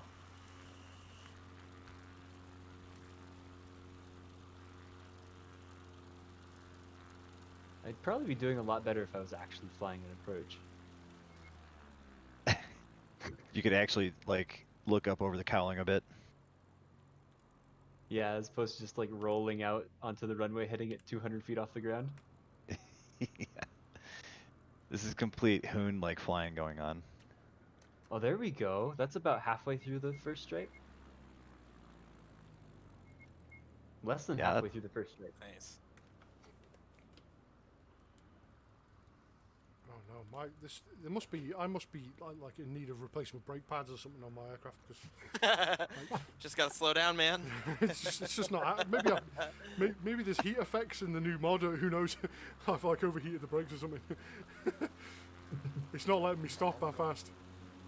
I'm going too fast. What I could do is I'll swap to the Zenith and then I'll be beating you every day of the week. Yeah, I can do it pretty consistently about halfway through the first mark. I can do that distance consistently, but I can't hit the numbers that consistently.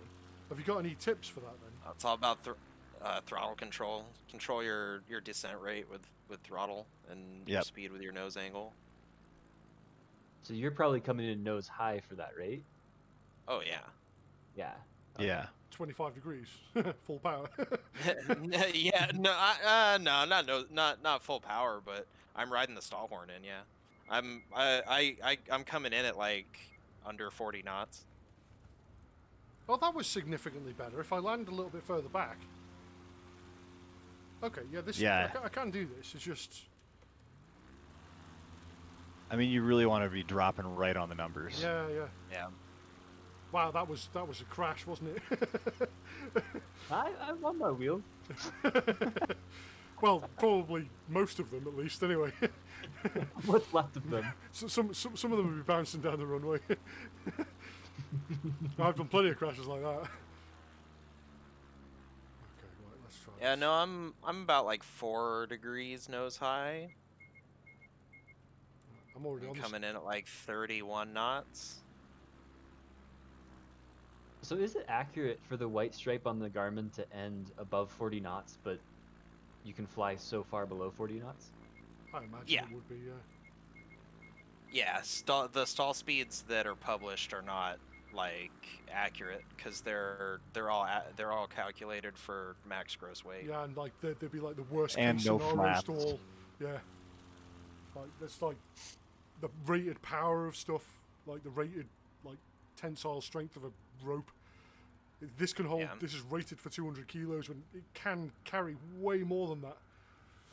They also typically put like a little bit of wiggle room in there too, Yeah, the that- same yeah. way that the speedometer on your car is usually a couple of miles an hour off. So you're not going quite as fast as you think you actually are, kind of thing. Mm-hmm.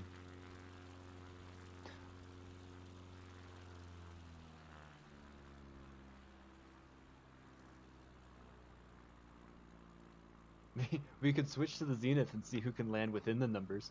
Oh, yeah. 100% doable. Probably land before the numbers begin.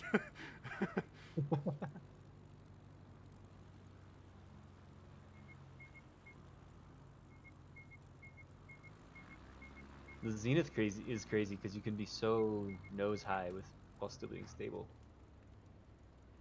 Oh yeah, that was better. I'm not perfect. I still landed with a bit too much speed, but even though I was on the stall horn, I could.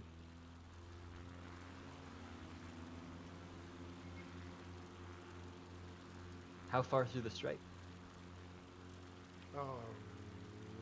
Maybe It's a little over halfway. yeah, second stripe.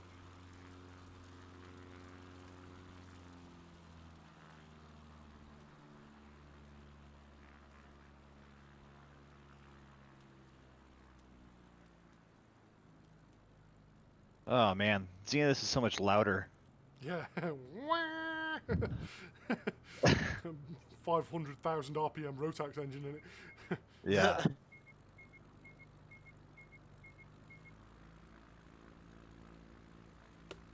Stall out on the runway.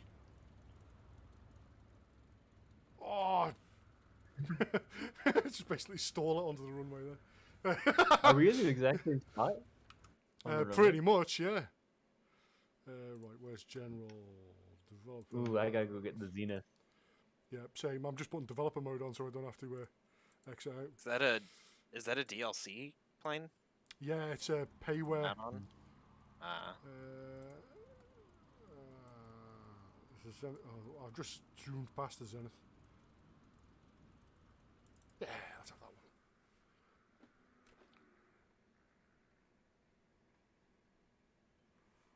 one. Load.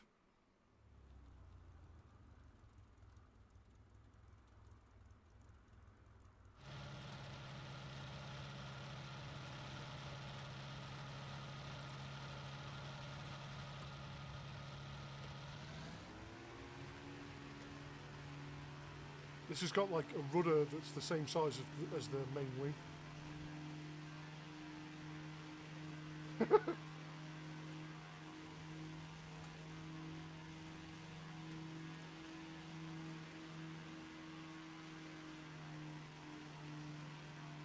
Hey, I can finally see somebody else's not Bonanza. What's that? Were you seeing Bonanzas the whole time? Yeah.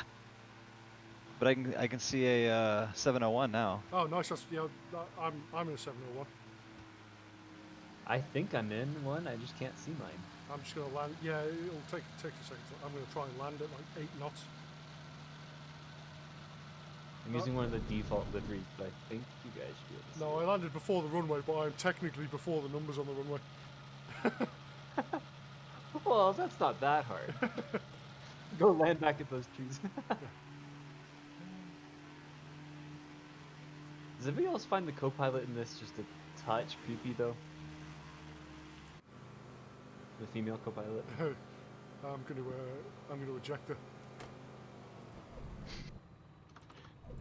Especially with head tracking, because you turn your head and it's like, oh, you were very close to my face. Yeah. Yeah, how do you get them out of there? Just take the. If you go reduce into- the passenger weight. Yeah. Just get rid of the passenger weight. Oh, all right. That's actually how the bags in the back baggage compartment work as well.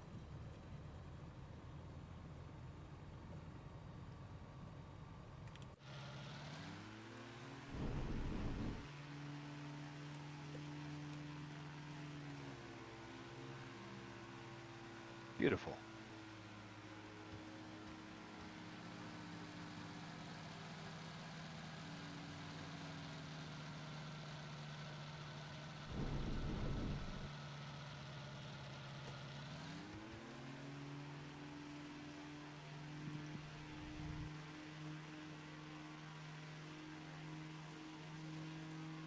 Yeah, this aircraft's got a pretty severe torque effect as well, hasn't it?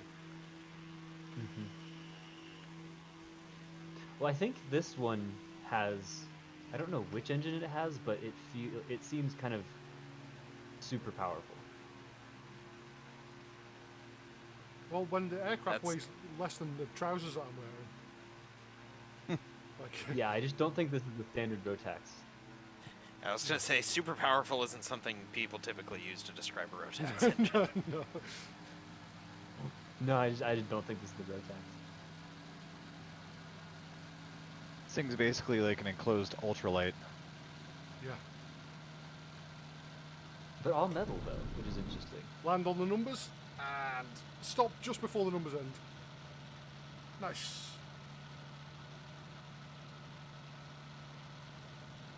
I kind of really want to build one of these, but I'm not sure. Like I wish it was a tail dragger. I kind of do as well, in a weird way. Well, again, it's the same. I think it's the same reason as the. It was probably originally designed as one, I imagine. No, it was designed as a tricycle. There is a factory option for tail dragger, and there is one tail dragger, at least in North America. And it's hilariously ugly. I imagine it would be, And that's the last time anybody built one. yeah. Yeah, it's got like a weird. Look the wings off it.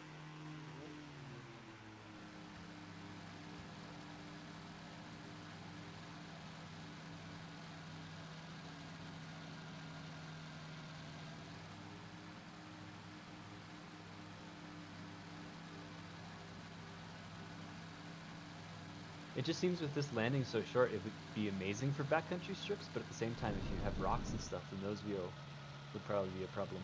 Well, I think it's quite chunky on this thing. Oh, there is a guy on YouTube who's got one of these. And I don't know what his name is. Just type in Ch701 on YouTube. But he's doing like these. He owns a farm or he works on a farm. Yeah. And he's bombing one of these about. It's a red one of these. And it looks hilarious, but he drives the thing. He starts it up and drives it down his driveway to take off in one of his fields.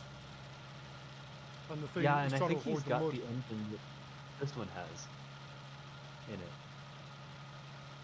Yeah, I've More seen a really powerful. nice video on YouTube of dudes flying these things up in the mountains and just landing on like just random mountaintops. Then they kick the tail up, turn around, and take off right back down. In the Cubs or the Zenith? The Zenith. Yeah, that's exactly what I want to do. And I just found out actually that one of the backcountry flying groups that I've been watching on YouTube is about 5 minutes from where I'm living right now is their home airport. Oh, Really? nice. Yeah. This is very difficult to fly, but I'm looking at it from the wrong direction.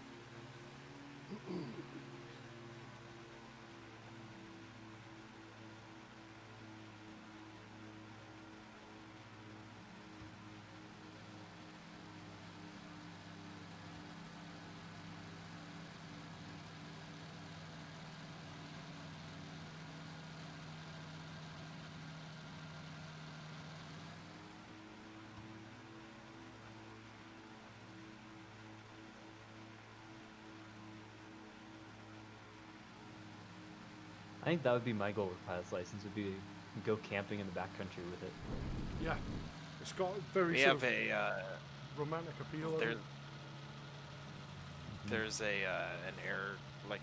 airstrip here in California in this town called Kernville, where you can it's got like a campsite like on the airport grounds, so you can fly in and basically taxi off into your campsite and camp under the wing. Nice. That's Yeah, it's so pretty awesome. cool. Don't have anything like that in the UK. Not enough space. Well, we have sort of between like I'm in Colorado, between here and the coast, there's a couple states that have a lot of BLM land, where it's federal land that doesn't have all that many rules, so you can actually land anywhere you think your plane can fit. Oh, cool. Just touch down wherever. One of my friends lives in Aurora in Colorado. Oh yeah? Yeah. Play Star Citizen with him. Yeah,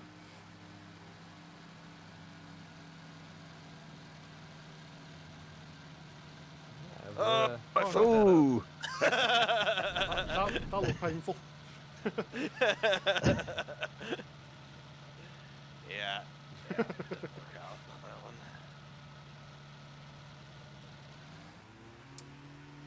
Well, I'm going to do one more landing, and I think I'm going to call it an evening because it is 3:15 in the morning here. Oof. Yeah. With that little crash, I think I'm gonna call it quits too.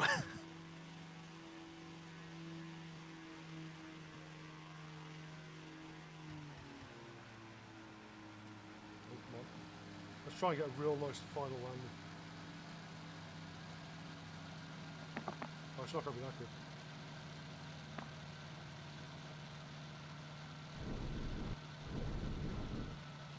Makes a lot of noise when you land this thing, doesn't it?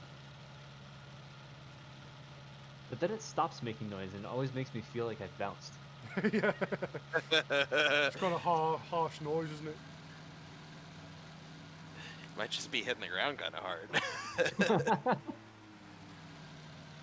If you think you're bouncing, you might be bouncing.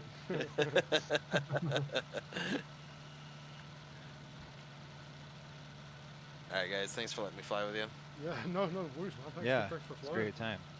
Yep, catch you later. Yeah, see you later. I'll see you later, fellas, as well. Have a good night. All right, yeah, take it easy, guys. Yeah. See you again.